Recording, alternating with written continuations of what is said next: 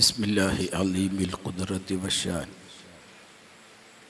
شديد البطش والبرهان حافظ الدين والقرآن بسم الله ما شاء الله كان بسم الله ما شاء الله كان بسم الله ما شاء الله كان ولا حول ولا قوة إلا بالله عليه توكلت وإليه أنيب الصلاة والسلام عليك يا سيدنا يا رسول الله خذ بأيدينا قلت حيلتنا أدركنا يا رسول الله.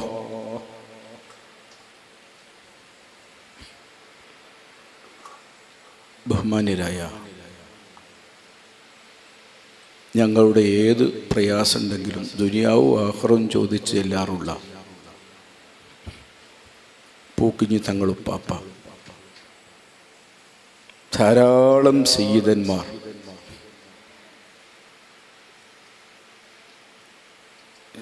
ഒരുപാട് കടപ്പാട് ഞങ്ങൾക്കുള്ള ബഹുമാനപ്പെട്ട ഇബ്രാഹിം കുട്ടി ഹാജി,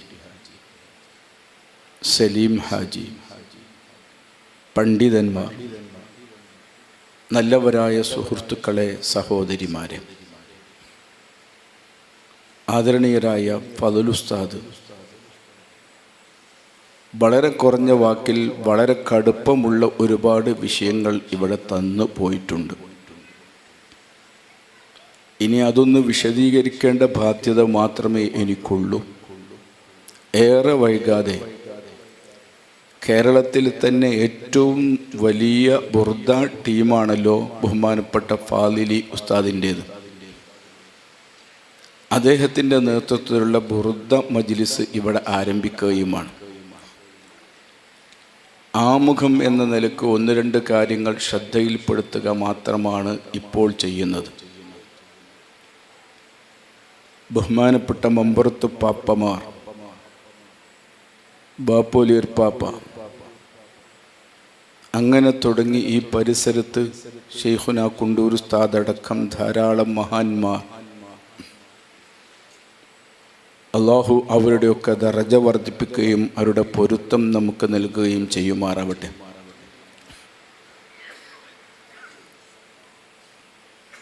വമൻ യുഅദ്ദിം ശആയിറല്ലാഹി ഫഇന്നഹാ മിൻ തഖ്വൽ ഖുലൂബ്.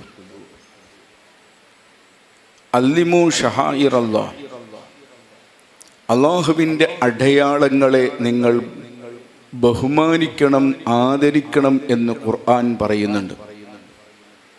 അള്ളാഹുവിൻ്റെ അടയാളങ്ങൾ ഒരാൾ ആദരിച്ചാൽ, ബഹുമാനിച്ചാൽ, ആ മനുഷ്യന് അള്ളാഹു തഖ്വ നൽകിയിരിക്കുന്നു, ഹൃദയത്തിൽ അള്ളാഹുവിനോടുള്ള ഭയഭക്തി ഉണ്ടായിരിക്കുന്നു, അവൻ മുത്തഖിയായി മാറിയിരിക്കുന്നു എന്നതിൻ്റെ അടയാളമാണ് ആ ബഹുമാനിക്കലെന്നാണ് പരിശുദ്ധ ഖുർആൻ നമ്മോട് പറയുന്നത്. എന്താണ് ഈ അടയാളം എന്തുകൊണ്ട് ഉദ്ദേശിക്കുന്നത്? ധാരാളം കാര്യങ്ങൾ അതുമായി ബന്ധപ്പെട്ട് പറയേണ്ടതുണ്ട്. സമയം ഇല്ലാത്തതുകൊണ്ട് അതിലേക്ക് കയറുന്നില്ല. അതിലേറ്റവും പ്രധാനപ്പെട്ടത് അല്ലാഹുവിൻ്റെ ഹബീബ് മുഹമ്മദുർ റസൂലുള്ളാഹി സ്വല്ലല്ലാഹു അലൈഹി വസല്ലമ തങ്ങളുടെ കുടുംബം, അത് വളരെ പ്രധാനപ്പെട്ടതാണ്.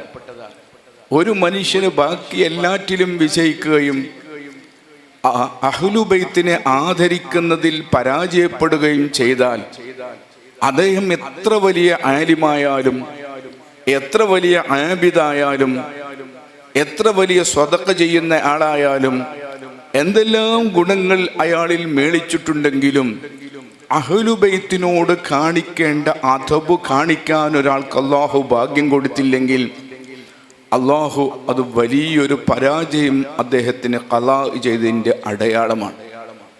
അതേ സമയത്ത് അഹ്ലുബൈത്തിനെ ഒരാൾക്ക് ആദരിക്കാൻ കഴിഞ്ഞു, അദ്ദേഹത്തിന് വലിയ ഇൽമൊന്നുമില്ലെങ്കിലും, വലിയ ഇബാദത്ത് നിറച്ചു നിൽക്കാൻ ഇല്ലെങ്കിലും, ചെറിയ ഫർളായ കാര്യങ്ങളൊക്കെ അയാൾ നിർവഹിച്ചു വരുന്നുണ്ടെങ്കിൽ അഹ്ലുബൈത്തിനെ ആദരിച്ച കാരണം കൊണ്ട് അദ്ദേഹം രക്ഷപ്പെടുമെന്നും തീർച്ചയാണ്. അഹ്ലുബൈത്തിനെ ആദരിക്കുക എന്നത് ഹബീബായ നബി സല്ലല്ലാഹു അലൈഹി വസല്ലമ തങ്ങളെ ആദരിക്കലാണ്. അല്ലാഹുവിൻ്റെ ഹബീബ് സല്ലല്ലാഹു അലൈഹി വസല്ലമ തങ്ങൾ പറഞ്ഞു, ലാ അസ്അലു അലൈക്കും അജ്രി, നിങ്ങൾക്ക് വേണ്ടി അല്ലാഹുവിൻ്റെ ദീൻ എത്തിച്ചു തരുന്നതിനു പകരമായി ഒന്നും ചോദിക്കുന്നില്ല, എനിക്കൊരു ക്യാഷും നിങ്ങൾ തരേണ്ടതില്ല. ഒരു പ്രവാചകരും ദുനിയാവ് ലക്ഷ്യം വെച്ചുകൊണ്ട് ഇവിടെ പ്രബോധനം നടത്തിയിട്ടുമില്ല. പ്രബോധനം നടത്തിയ മുഴുവൻ പ്രവാചകന്മാരും ലക്ഷ്യം വെച്ചത് ആഖിറത്തെയാണ്. അവരാരും ദുനിയാവ് ചോദിച്ചിട്ടില്ല. മറിച്ച് അല്ലാഹുവിൻ്റെ ഹബീബ് സല്ലല്ലാഹു അലൈഹി വസല്ലമ തങ്ങൾ പറയുന്നത്, ഇല്ലൽ മവദ്ദത്ത് ഫിൽ ഖുർബ, എൻ്റെ കുടുംബത്തെ നിങ്ങൾ സ്നേഹിക്കണം, എൻ്റെ കുടുംബത്തെ നിങ്ങൾ ബഹുമാനിക്കണം, എൻ്റെ കുടുംബത്തെ നിങ്ങൾ ആദരിക്കണം, എൻ്റെ കുടുംബത്തോട് നിങ്ങൾക്ക് വലിയ കടപ്പാടുണ്ടെന്ന് മുഹമ്മദുർ റസൂലുള്ളാഹി സ്വല്ലല്ലാഹു അലൈഹി വസല്ലമ തങ്ങൾ പഠിപ്പിക്കാൻ. അപ്പോൾ ഒന്നാമതായി ഞാൻ ആദ്യമായി എന്നോടും എൻ്റെ നാട്ടുകാരായ സഹോദരങ്ങളോടും വളരെ താഴ്മയോടെ പറയുന്നത്, അഹ്ലുബൈത്തിനോടുള്ള അദബ് പാലിക്കുക എന്നത് ഏറ്റവും ശ്രദ്ധിക്കേണ്ടതും സൂക്ഷിക്കേണ്ടതും പ്രാധാന്യത്തോടെ കാണേണ്ടതുമാണ്. അത് ഹയാത്തുള്ള അഹ്ലുബൈത്തുണ്ട്, വഫാത്തായി പോയ അഹ്ലുബൈത്തുണ്ട്, ആലിമീങ്ങളായ അഹ്ലുബൈത്തുണ്ട്, സാധാരണക്കാരായ അഹ്ലുബൈത്തുണ്ട്, സ്ത്രീകളായ അഹ്ലുബൈത്തുണ്ട്, പുരുഷന്മാരെ അഹ്ലുബൈത്തുണ്ട്, മുതിർന്നവരായ അഹ്ലുബൈത്തുണ്ട്, ചെറിയ കുട്ടികളായ അഹ്ലുബൈത്തുണ്ട്. ഏത് ആളുകളും അഹ്ലുബൈത്താണോ, അഹ്ലുബൈത്തായി എന്നൊരൊറ്റ കാരണം മതി അവരെ ആദരിക്കാൻ, അവരെ ബഹുമാനിക്കാൻ, അവർക്ക് വലിയ മഹത്വം നൽകാൻ. അതുകൊണ്ട് അഹ്ലുബൈത്ത് എന്ന നിലക്ക് ഹയാത്തുള്ളവരും വഫാത്തായി പോയവരുമായ എല്ലാവരെയും ആദരിക്കാൻ നാം കടപ്പെട്ടവരാണ്, നാം ബാധ്യതപ്പെട്ടവരാണ്. ഈ ബോധ്യം നമുക്ക് വേണം. എന്തുകൊണ്ട് നിങ്ങൾ ആലോചിച്ച് നോക്കൂ. ഇന്നിപ്പോൾ നമ്മൾ മഗ്‌രിബ് നിസ്കരിച്ചു. മഗ്‌രിബ് നിസ്കാരം എല്ലാവരും നിർവഹിച്ചിട്ടാണ് ഈ സദസ്സിൽ വന്നിരിക്കുന്നത്.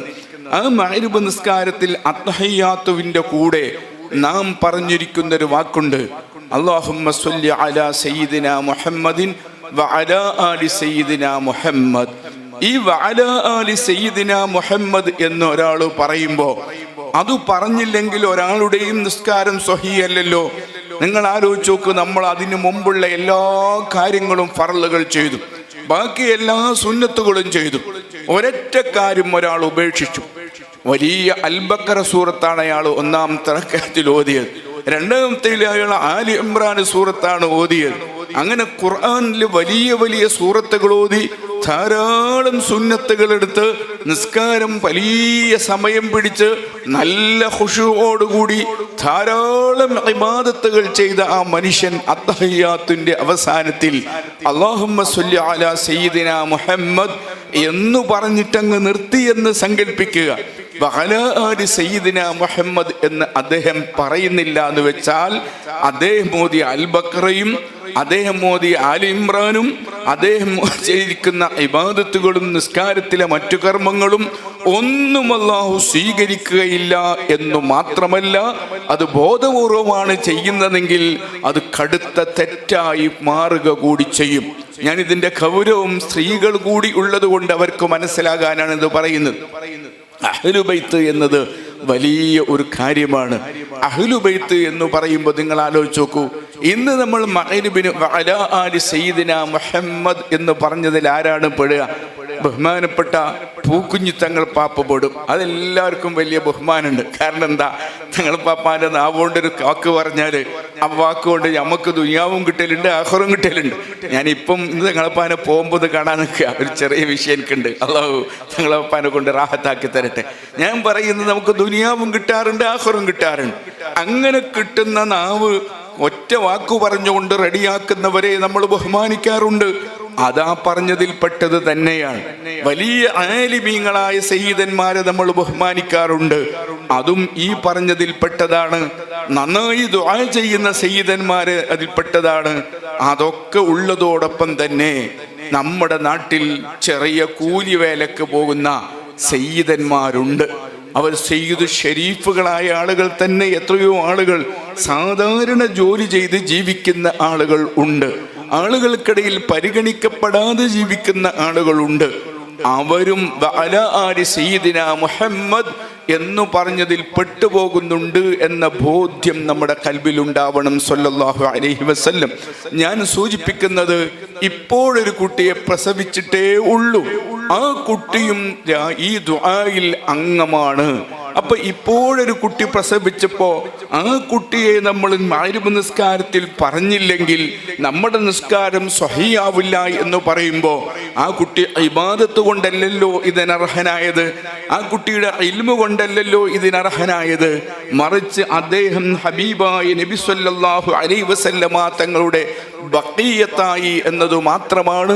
ആ ചെറിയ കുട്ടിക്ക് ലക്ഷോപലക്ഷം വരുന്ന ജനങ്ങൾ ഓരോ 5 വക്ത് നിസ്കാരത്തിലും സുന്നത്ത് നിസ്കാരങ്ങളിലും നിർബന്ധമായും ദുആ ചെയ്തു കൊള്ളണം എന്ന് അല്ലാഹു പറയുന്നത്. ഇത് മാത്രം മതി അഹ്ലുൽ ബൈത്തിന്റെ ബഹുമാനം നമുക്ക് മനസ്സിലാക്കാൻ. അതുകൊണ്ട് തന്നെ കേരളത്തിലെ വലിയ വലിയ ആലിമീങ്ങൾ, വലിയ വലിയ മഹാന്മാർ, അവരൊക്കെ ജീവിതമെടുത്ത് പരിശോധിക്കുമ്പോൾ അഹ്ലുൽ ബൈത്തിനോട് അടങ്ങാത്ത ബഹുമാനവും ആദരവും സ്നേഹവും ഒക്കെ അവർക്ക് നമുക്ക് കാണാൻ കഴിയും. ഞാൻ ബഹുമാനപ്പെട്ട ബഹ്റുൽ ഉലൂം ഉസ്താദുൽ അസാദിയുടെ അടുത്ത് ബഹുമാനപ്പെട്ട ഫദ്ലുൽ ഉസ്താദിൻ്റെ ഒക്കെ കൂടെ കുറച്ച് ഓതിയിട്ടുണ്ട്. ആ ഓതുന്ന കാലഘട്ടത്തിൽ ബഹുമാനപ്പെട്ട ബഹ്റുൽ ഉലൂം ഉസ്താദുൽ അസാദിയുടെ ശൈലി, ഷെയ്ഖുനയെ ദുആ ചെയ്യിക്കാൻ വേണ്ടി വിളിക്കും. ദുആ ചെയ്യിപ്പിക്കാൻ വേണ്ടി വിളിച്ചാൽ ഞാൻ ഷെയ്ഖുനയുടെ ഒരു സ്വഭാവം ഇമാമ് ഷെയ്ഖുന തന്നെയാണ് നിൽക്കുക. അത് വലിയൊരു പ്രത്യേകതയാണ്. സാധാരണ മുദരിസന്മാരൊക്കെ കുട്ടികൾ പഠിക്കട്ടെ എന്ന് കരുതിയിട്ട് ബഹുമാനപ്പെട്ട ഷെയ്ഖുനയെ നിർത്തുന്നതിനു പകരം ബഹുമാനപ്പെട്ട ഷെയ്ഖുന തന്നെ ഇമാമ് നിൽക്കും. ആ ഇമാമ് നിൽക്കുന്ന ബഹുമാനപ്പെട്ട ഷെയ്ഖുന, അതിൻ്റെ ഒരു കാരണം അതൊക്കെ പഠിച്ചിട്ടാണ് അധികവും ആളുകൾ അവിടെ എത്തുക എന്നതാണ്. ഷെയ്ഖുനായുടെ അടുത്ത് ഓതാൻ വരുന്നത് ഞങ്ങളൊക്കെ അവസാന കാലഘട്ടത്തിലായപ്പോൾ പോലും ഷെയ്ഖുനായുടെ അടുത്ത് ധാരാളം ദർസ് നടത്തിയിട്ട് രണ്ടാമത് തഹ്ഖീഖിന് വേണ്ടി വരുന്ന ആലിമീങ്ങളെ കാണാൻ കഴിയുമായിരുന്നു. അങ്ങനെ തഹ്ഖീഖിന് വേണ്ടി വരുന്ന ധാരാളം ആലിമീങ്ങൾ, ആ ആലിമീങ്ങളുള്ള സദസ്സായതുകൊണ്ടായിരിക്കാം ഷെയ്ഖുന ഇമാമ് നിൽക്കും.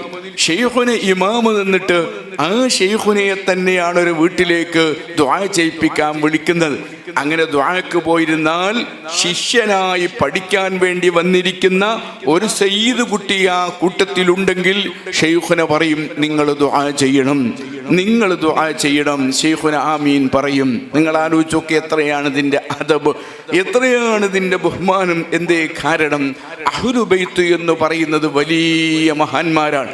അതിനൊരു പാരമ്പര്യമുണ്ട്. ബഹുമാനപ്പെട്ട സയ്യിദുന ഉമർ ഇബ്നുൽ ഖത്താബ് റളിയല്ലാഹു അൻഹുവിൻ്റെ കാലഘട്ടം വലിയ വലിയ മഹാന്മാരായ സ്വഹാബികൾ, കിബാറു സ്വഹാബ ഉള്ള ഒരു സദസ്സ്.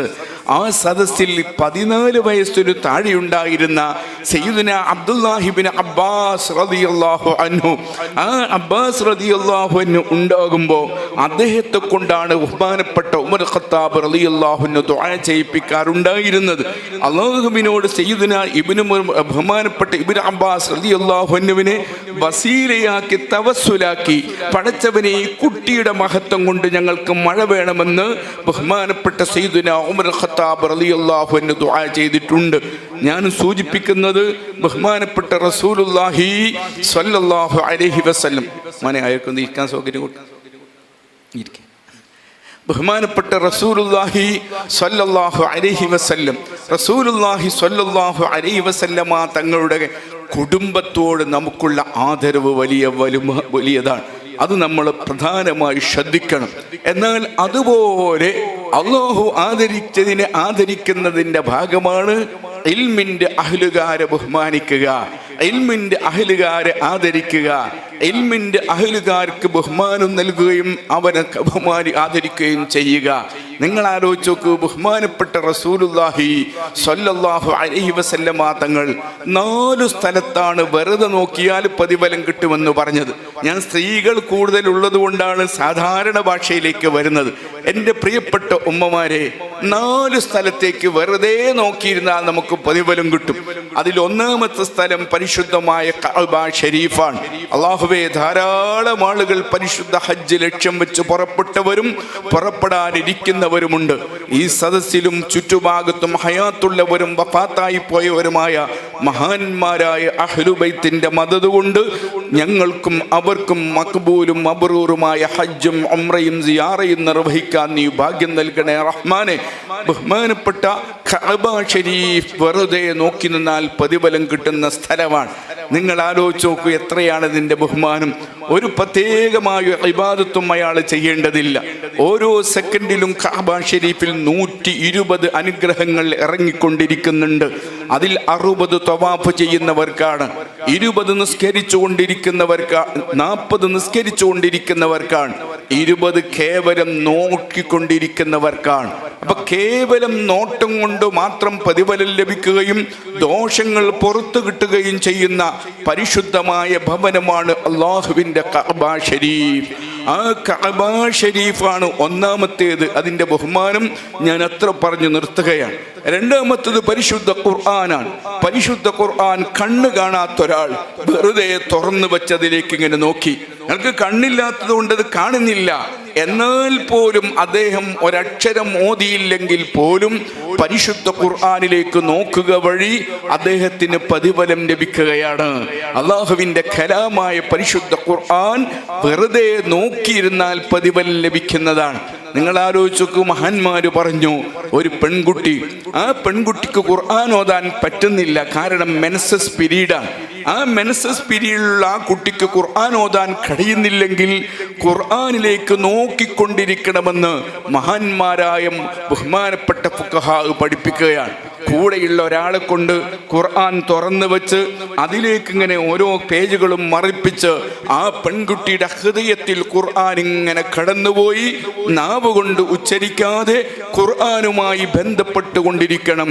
ഖുർആനുമായി യാതൊരു ബന്ധവുമില്ലാത്തൊരു ദിവസവും ഒരു മുഅ്മിനായ മുഅ്മിനത്തായ മനുഷ്യന് കടന്നു പോവാൻ പാടില്ല എന്നാണ് മഹാന്മാർ ഇതുകൊണ്ട് ലക്ഷ്യം വെച്ചത്.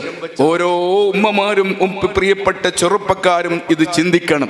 പരിശുദ്ധ ഖുർആൻ ഇന്ന് കണ്ടിട്ടില്ല ഞാൻ, പരിശുദ്ധ ഖുർആനിൽ നിന്ന് ഞാൻ ഇന്നൊരു പേജും ഓതിയിട്ടില്ല. അങ്ങനെ ഒരു അവസ്ഥ മുഅ്മിനായ മനുഷ്യന് വരാനേ പാടില്ല. അപ്പൊ മെൻസസ് ഉള്ള പെണ്ണെന്ത് ചെയ്യണം?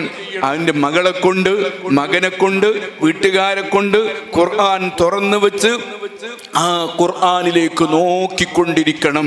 അങ്ങനെയെങ്കിലും ഖുർആനുമായുള്ള ബന്ധം നിലനിർത്താൻ നമുക്ക് സാധിക്കണം. കേവലം ഒരു നോട്ടം കൊണ്ട് പ്രതിഫലം കിട്ടുന്നതാണ് പരിശുദ്ധ ഖുർആൻ. അള്ളാഹു നമുക്ക് തൗഫീഖ് ചെയ്യുമാറാവട്ടെ. മൂന്നാമത്, കേവലം ഒരു നോട്ടം കൊണ്ട് പ്രതിഫലം ലഭിക്കുന്ന മറ്റൊരിടമാണ് പ്രിയപ്പെട്ട മാതാപിതാക്കളുടെ മുഖം.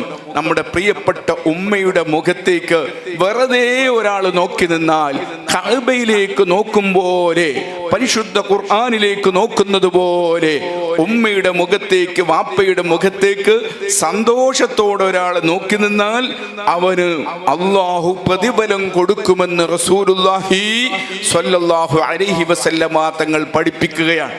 എൻ്റെ പ്രിയപ്പെട്ട എന്നെ കേട്ടുകൊണ്ടിരിക്കുന്ന അനുജന്മാരെ, എത്ര ടൈമാണ് ആവശ്യമില്ലാതെ നമ്മൾ ടൗണിൽ ചെലവഴിക്കുന്നത്? എത്ര ടൈമാണ് നമ്മൾ ആവശ്യമില്ലാതെ മൊബൈലിൽ നീക്കിവെക്കൊണ്ടിരിക്കുന്നത്? അതിനു പകരം വീട്ടിൽ ചെന്ന് ഉമ്മയുടെ അടുത്തിരുന്ന് ഉമ്മയുമായി ഒന്ന് സംസാരിക്കുമ്പോൾ കേവലം ഒരു നോട്ടം കൊണ്ട് മാത്രം നിന്റെ ദോഷം പൊറുക്കുന്ന ഒരിടമാണ് ഉമ്മയുടെ മുഖമെങ്കിൽ, കേവലം ഒരു നോട്ടം കൊണ്ട് പ്രതിഫലം കിട്ടുന്ന ഇടമാണ് വാപ്പയുടെ മുഖമെങ്കിൽ, ആ വാപ്പയുമായി ഉമ്മയുമായി വീട്ടുകാര്യങ്ങൾ സംസാരിച്ച് അവരെ ഒന്ന് സന്തോഷിപ്പിച്ച് അവരെ ഒന്ന് റാഹത്താക്കി കൊടുത്താൽ എത്രയായിരിക്കും അള്ളാഹു നമുക്ക് പ്രതിഫലം തരാനിരിക്കുന്നത്? നിങ്ങൾ ആലോചിച്ചു നോക്കൂ, എത്ര വലിയ ബഹുമാനമാണ് അള്ളാഹു നമുക്ക് നൽകാനിരിക്കുന്നത്. ഒരു ചെലവും നമുക്കതിനില്ല, ഒരു പ്രയാസവും നമുക്കതിനില്ല. ഏത് ഇബാദത്ത് ചെയ്യുമ്പോഴും ധാരാളം ഷർത്തുകളും ഫർളുകളും ഉണ്ട്. ഇവിടെ ബഹുമാനപ്പെട്ട ഫദ്ൽ ഉസ്താദ് പറഞ്ഞു, വവൈലുൽ മുസല്ലീൻ, നിസ്കരിക്കുന്നവരിൽ ചിലർക്ക് അള്ളാഹു വലിയ ശിക്ഷ കൊടുക്കാനിരിക്കുന്നുണ്ട്. അള്ളാഹു അതിൽ നമ്മളെ പെടുത്താതിരിക്കട്ടെ. എന്തേ കാരണം? അതിൻ്റെ നിബന്ധനകൾ ചേർന്ന് വരാൻ കഴിയാത്തവരുടെ കാര്യമാണ് പറയുന്നത്. നമ്മൾ നോമ്പനുഷ്ഠിക്കാൻ തീരുമാനിച്ചാൽ നമ്മുടെ നോമ്പിനൊക്കെ അള്ളാഹു ശിക്ഷ തരാതിരിക്കട്ടെ. റുബ്ബ സ്വായിമിൻ, എത്ര നോമ്പുകാരാണ് അവരുടെ നോമ്പിന് പ്രതിഫലം ലഭിക്കുകയില്ലെന്ന് റസൂലുള്ളാഹി തങ്ങൾ പറഞ്ഞ നോമ്പുകാരുണ്ട്. ഹജ്ജിനെ കുറിച്ചും അള്ളാഹുവിന്റെ ഹബീബ് സല്ലല്ലാഹു അലൈഹി വസല്ലമ തങ്ങൾ ഗൗരവത്തിൽ പറഞ്ഞിട്ടുണ്ട്. മക്കയിലേക്ക് വരുന്ന കൂട്ടത്തിൽ ബഹുമാനപ്പെട്ട സയ്യിദുന ഇബ്രാഹിം അലൈഹിസ്സലാമിന്റെ വിളി കേട്ട് വരുന്നവരുമുണ്ട്, പിശാചിന്റെ വിളി കേട്ട് വരുന്നവരും ഉണ്ട്. സ്വർഗം തീരുമാനമായി വരുന്നവരുണ്ട്, നരകം തീരുമാനമായി വരുന്നവരുണ്ട്. അതുപോലെ ഇബാദത്തുകളൊക്കെ എടുത്ത് പരിശോധിക്കുമ്പോൾ അതിലൊക്കെ നമുക്ക് പേടിയാണ്. സ്വഹിയാകുന്നുണ്ടോ, റെഡിയാകുന്നുണ്ടോ, കുറവുകൾ വരാതിരിക്കുന്നുണ്ടോ എന്നതൊക്കെ വല്ലാത്ത ഭയമാണ്. എന്നാൽ എൻ്റെ പ്രിയപ്പെട്ട ഉമ്മമാരെ, എൻ്റെ പ്രിയപ്പെട്ട അനുജന്മാരെ, എൻ്റെ പ്രിയപ്പെട്ട അനുജത്തിമാരെ, ഒരു നിബന്ധനയും ശ്രദ്ധിക്കാനില്ല. നിങ്ങൾക്ക് ഒളു എടുക്കണമെന്ന് നിബന്ധനയില്ല, സിബിലക്ക് തിരിയണമെന്ന് നിബന്ധനയില്ല, ഔറത്ത് മറച്ചിരിക്കണമെന്ന് നിബന്ധനയില്ല, തല മറച്ചിരിക്കണമെന്ന് നിബന്ധനയില്ല. സ്വന്തം വീട്ടിൽ പോയിരുന്ന് ഉമ്മയുടെ അടുത്ത് ബാപ്പയോട് ചേർന്ന് അപ്പുറത്തിരുന്ന് വീട്ടുകാര്യങ്ങളൊക്കെ ചോദിച്ച് എന്തു സംസാരിച്ചാലാണോ എൻ്റെ വാപ്പയ്ക്ക് ഇഷ്ടമാവുക, എന്ത് സംസാരിച്ചാലാണോ എൻ്റെ ഉമ്മക്ക് സന്തോഷമാവുക, ആ ഒരു വിഷയം എനിക്കതിൽ മറ്റൊരു താല്പര്യവുമില്ല. ഉമ്മയിൽ നിന്ന് വാപ്പയിൽ നിന്ന് എൻ്റെ ദുന്യവിയായ എന്തെങ്കിലും ആഗ്രഹങ്ങൾ നേടിയെടുക്കാൻ ഞാൻ ഉമ്മയുമായി കമ്പനി ആകുന്നതല്ല ഈ പറയുന്നത്. എൻ്റെ ആവശ്യങ്ങൾക്ക് വേണ്ടിയല്ല. എനിക്ക് ഉമ്മയുമായി ഇപ്പോൾ സംസാരിക്കുന്നതിൽ ഒരൊറ്റ ലക്ഷ്യമേ ഉള്ളൂ. ആ ലക്ഷ്യം എന്താണ്? പടച്ചവനെ, എനിക്ക് കൂടുതൽ ഇബാദത്ത് ചെയ്യാനുള്ള അറിവില്ല, അതിനുള്ള ആരോഗ്യമില്ല, ഒരു പക്ഷേ ഞാൻ ചെയ്യുന്നത് പോലും സ്വീകരിക്കപ്പെടുമോ എനിക്കറിയില്ല. എന്നാൽ എനിക്ക് വളരെ ഉറപ്പുള്ള ഇബാദത്താണ് എൻ്റെ ഉമ്മയെ സന്തോഷിപ്പിക്കുക എന്ന് പറയുന്നത്, എൻ്റെ വാപ്പയെ സന്തോഷിപ്പിക്കുക എന്ന് പറയുന്നത്. അത് വല്ലാത്ത പ്രതിഫലമുള്ള ഇബാദത്താണ്. അതുകൊണ്ട് പടച്ചവനെ, ഞാനിതാ എൻ്റെ ഉമ്മയോട്, ഉമ്മാക്ക് ഇഷ്ടപ്പെട്ട കാര്യം, സ്ത്രീകളാകുമ്പോൾ ചിലപ്പോൾ അവരുടെ വീട്ടുകാര്യങ്ങളായിരിക്കും, ഭക്ഷണ കാര്യങ്ങളായിരിക്കും, അല്ലെങ്കിൽ വീട് നന്നാക്കുന്ന കാര്യങ്ങളായിരിക്കും, അവരുടെ കുടുംബത്തിൽ കല്യാണമുണ്ടാകുന്ന സംഗതികളായിരിക്കും. എന്താണോ ഉമ്മാക്ക് ഇഷ്ടപ്പെട്ടത് അതാണ് നമ്മൾ തിരഞ്ഞെടുക്കേണ്ട മാറ്റർ. ഒരുപക്ഷെ നമുക്ക് തോന്നും, ഞാൻ ഈ പറഞ്ഞിട്ടൊരു കാര്യം എനിക്കില്ലല്ലോ, ഞാൻ വെറുതെ സമയം കളയാണല്ലോ. അല്ല, ഞാൻ വെറുതെ സമയം കളയുകയല്ല, ഞാൻ ഏറ്റവും പ്രതിഫലം കിട്ടുന്ന ഒരു ഇബാദത്ത് ചെയ്യുകയാണ്. എൻ്റെ ഉമ്മാക്ക് ഇഷ്ടപ്പെട്ടൊരു വിഷയം, ആ വിഷയം എൻ്റെ വീട് നന്നാക്കലാവാം, അല്ലെങ്കിൽ ഉമ്മയുടെ മകളുടെ കാര്യം സംസാരിക്കലാവാം, അളിയൻ്റെ കാര്യം സംസാരിക്കലാവാം, അല്ലെങ്കിൽ വീട്ടുജോലികളെ കുറിച്ചാവാം, നാളെ ഉണ്ടാക്കാൻ പോകുന്ന ഭക്ഷണത്തെ കുറിച്ചാവാം. സ്ത്രീകളെ സംബന്ധിച്ചിടത്തോളം അതൊക്കെ അവർക്ക് ഏറ്റവും കടുപ്പമുള്ള ഗൗരവമുള്ള വിഷയങ്ങളാണ്. ആ വിഷയങ്ങൾ തെരഞ്ഞെടുത്തവരോട് സംസാരിക്കണം. അതേസമയത്ത് വാപ്പയുടെ മുന്നിലെത്തിയാൽ, വാപ്പയുടെ മുന്നിലെത്തുമ്പോൾ നമുക്ക് സംസാരിക്കേണ്ടത് മഹല്ല് വിഷയങ്ങളായിരിക്കും, അല്ലെങ്കിൽ നാട്ടിലെ പൊതുകാര്യങ്ങളായിരിക്കും, അല്ലെങ്കിൽ വാപ്പാക്ക് താല്പര്യമുള്ളത് വേറെ ഏതോ ഹറാമല്ലാത്ത ഏതൊക്കെ വിഷയങ്ങളുണ്ടോ അതൊക്കെ ആവാം. അത് സെലക്ട് ചെയ്ത് അത് മണത്തറിഞ്ഞ് വാപ്പയുമായി സംസാരിച്ചു കൊണ്ടിരിക്കുക. അങ്ങനെ ഒരാൾക്ക് ഇരിക്കാൻ കഴിഞ്ഞാൽ ആ മനുഷ്യൻ അല്ലാഹു നൽകുന്ന പ്രതിഫലം എത്ര വലുതാണ്, എത്രമാത്രം വലുതാണ്.